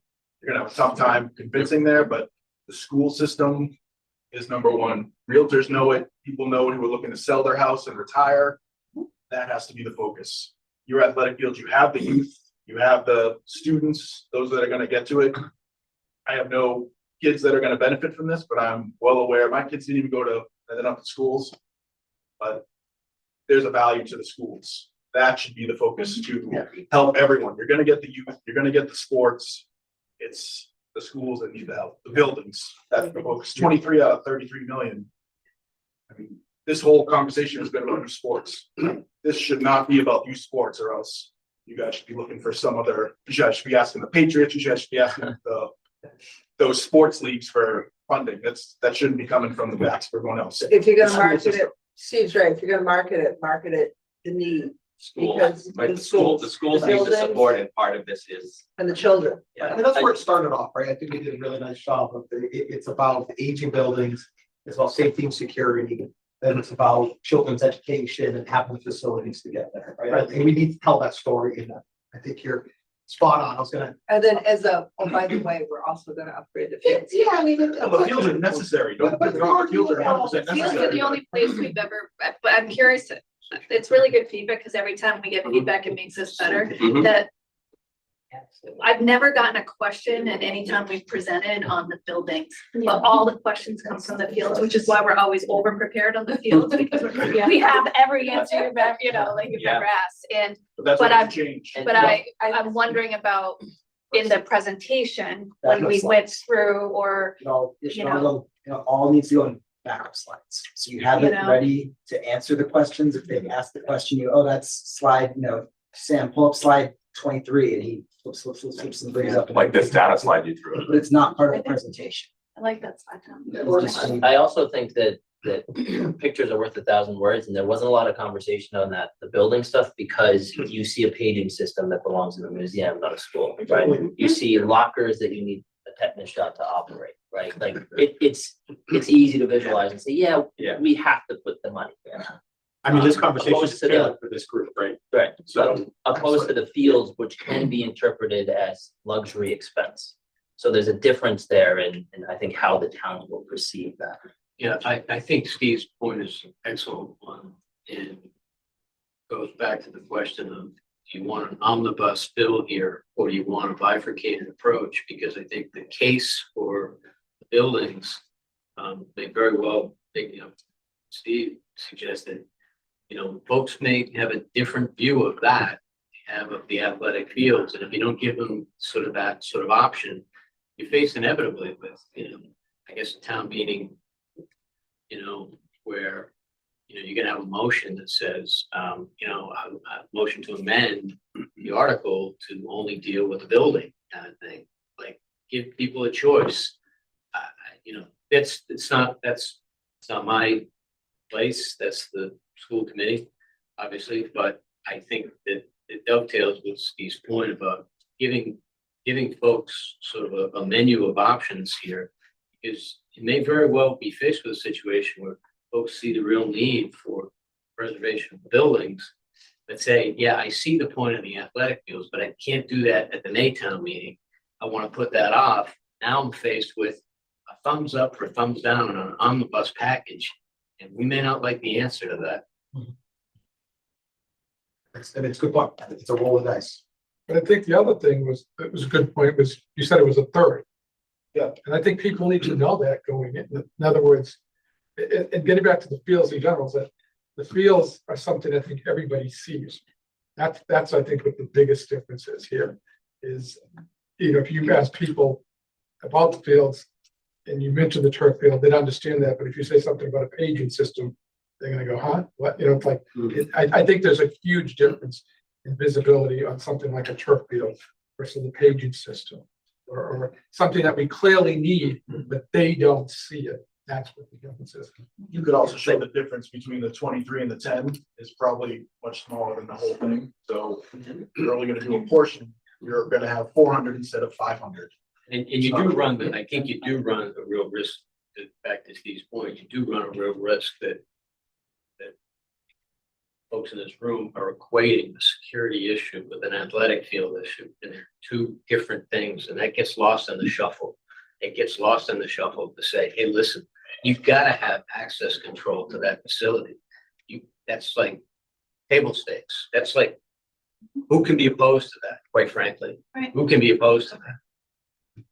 I actually have a question about back to the buildings. The architectural design of the buildings and the utilization of the full wireless systems, is there anything about, have we asked, is there anything about the architecture that could limit the ability to install a wireless system, right? I mean, there's Wi-Fi repeaters and all this other stuff, right? So I'm assuming there's a way around it, but I don't know if there's any upgrades that would need to be installed in order to go fully wireless because it runs on some other protocol other than Wi-Fi or something else that's already in the building that might limit the ability to get that 65% back. Right, so the building management systems, that's why we had them come back and do a much more thorough analysis at Clough, because that's where we were starting. Because initially they threw out a number of $28,000, which was not realistic. The paging system is the one that we're more concerned about, whether that can function on a wireless basis. The energy management systems, I think they're fairly confident that that's not going to be an issue. I mean, we do have strong Wi-Fi throughout all the buildings. Yeah, but if they're not running on Wi-Fi and they're running on some other wireless protocol, if they're running on something different, the architecture of the building could affect that they haven't measured yet and might not be known. Right. Therefore, taking that 65% savings off the table as an option. I'm just with how old the buildings are, lots of concrete and metal, We'll know in a couple weeks. Yeah. Okay, we'll know pretty quick. And I think you're right. Yeah. This goes to cement block. It's Right, not- yeah. That's not cement. No. Yeah, right. I'm sure there's massive Wi-Fi issues within this, right? You got a gazillion repeaters for everything to work.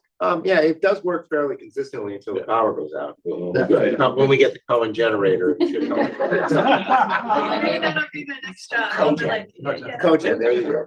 So That's with some of the newer Wi-Fi that has the problem. So the shorter wavelength causes more resistance. Yeah. But the older Wi-Fi setups will actually have less of a problem through the. Have you thought about using your extra solar money for batteries instead of a generator?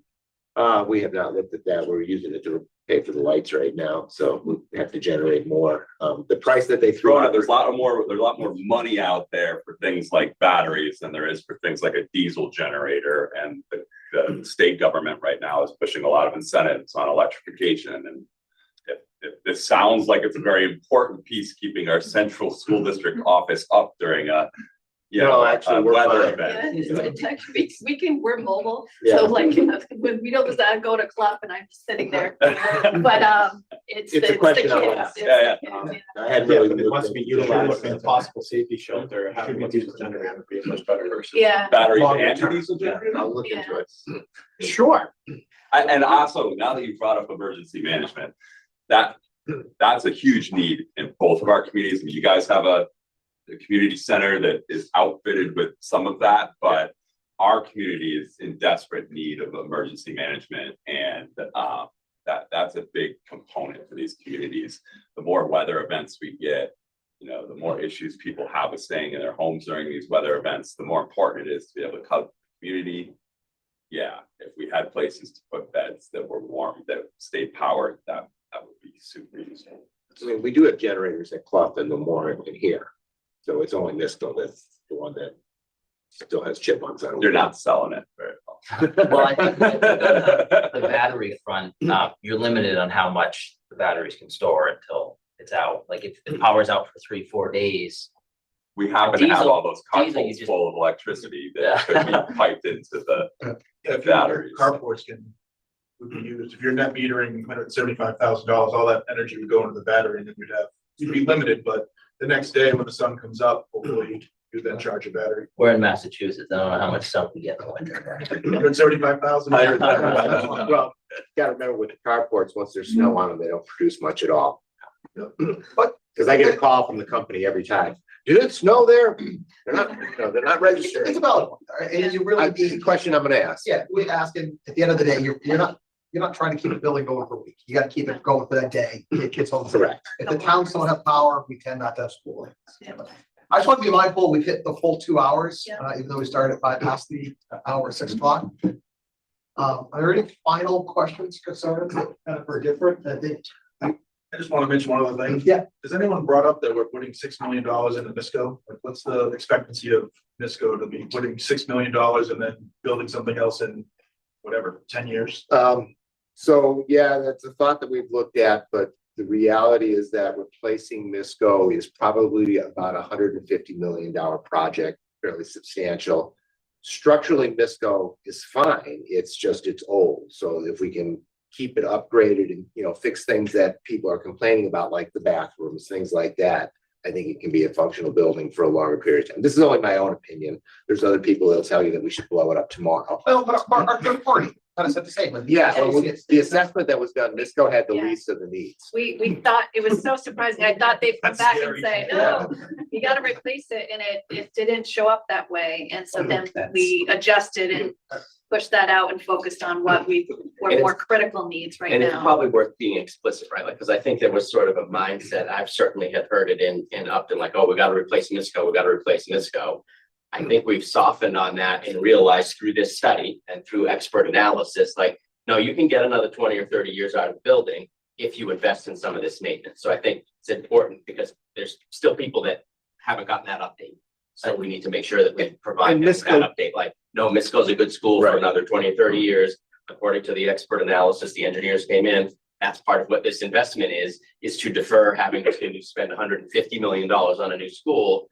We're doing $23 million of upgrades. I do think that when we bring this to the community, that is something that will blow up on Facebook, much like Mendon's, we did a fire station, right?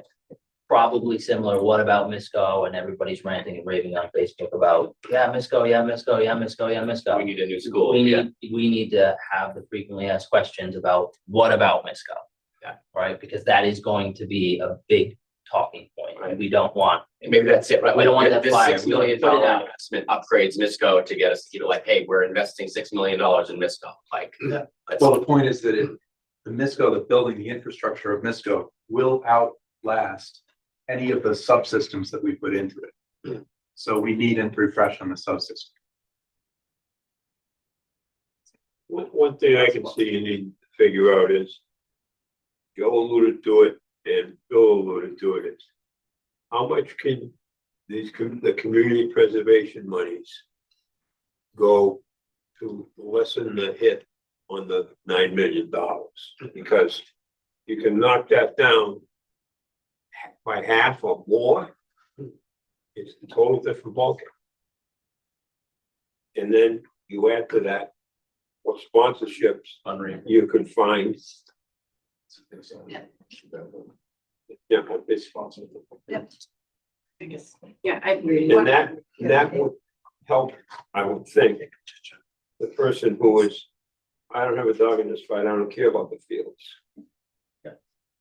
That if you can say, oh, this, we can reduce this by this, and this. Yeah, I similarly, I it goes wonder, better. did you explore 30-year bonds for any part of the project? To reduce the annual impact on taxpayers? We haven't really explored the whole bonding process at all. Typically 20 is what you do for these kind of debt exclusions. I think 30 would be stretching out the useful life of the things you're putting in. Yeah, I don't think DOR would let you do 30 years for a field. So, yeah, the bond can't exceed the life. There's a table that DOR. Project. Yeah. And I'm sure this is on your radar and I hear people talking about it, right? Like the whole sponsorship concept, don't limit it to, Dunkin' Donuts or whatever, right? Like the railroad is right there. That's something that they look for. I don't know if you want a railroad sponsoring it or not, but they'll we We gotta could think put a about little that, train right? Like, car that goes around the walking trail. walking down with the walk, right? Like it's a wonderland. I don't charge for it. That's not revenue. I don't think on the Upton side, there's any opposition to sort of. I have a question. It's your fault. Oh, look. Sorry. Pointing at his watch, everybody. Who do you think we should have, who do we think should take point on constructing the story and value propositions to the community and the project plan? Forget it. Yeah, I mean, I think we need to get back with our capital planning committee here in the next 2 weeks at the latest. We gotta get these final numbers, and then I don't know if we necessarily need to get this whole group back together, but we at least have an email distribution. And then it's a matter of working through the champions, right? There's only so much we can do as a school committee by law. But we're gonna need parent advocate groups. We can certainly get in front of the PTOs, and then, we gotta figure out who can collectively get us to the senior centers and get in groups, but as I Media. kind of said when I started at the beginning, it's the fourth quarter, but it's gonna be a fast fourth quarter. And, we've got 60 days to pull this trick off. And if we believe in this and we want this to pass, everybody in here needs to activate their groups of colleagues and friends and get their questions answered, right? Like get the questions answered. We all know a lot of people in all of our towns and have our constituents, like you gotta talk this up with them and say, whether you support it or don't, here's the information, here are the facts. Because we're gonna be fighting against all the chat. And with that, I'd like to make a motion to adjourn. All right. Anybody wants to- All right, all in favor? Aye. You guys got a couple of meetings? I move to adjourn the Mendon Select Board meeting. All in favor? Aye. Take a motion. Second. Motion to adjourn, Mendon FinCom. Second. All those in favor? Second. Yeah. Thank you all for coming. Thank you all. And we'll send out the date of this capital plan meeting. Other folks want to join us.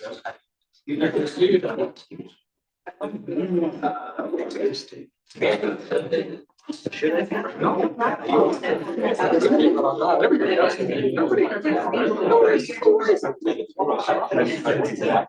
was gonna stop. And we gotta get you a door.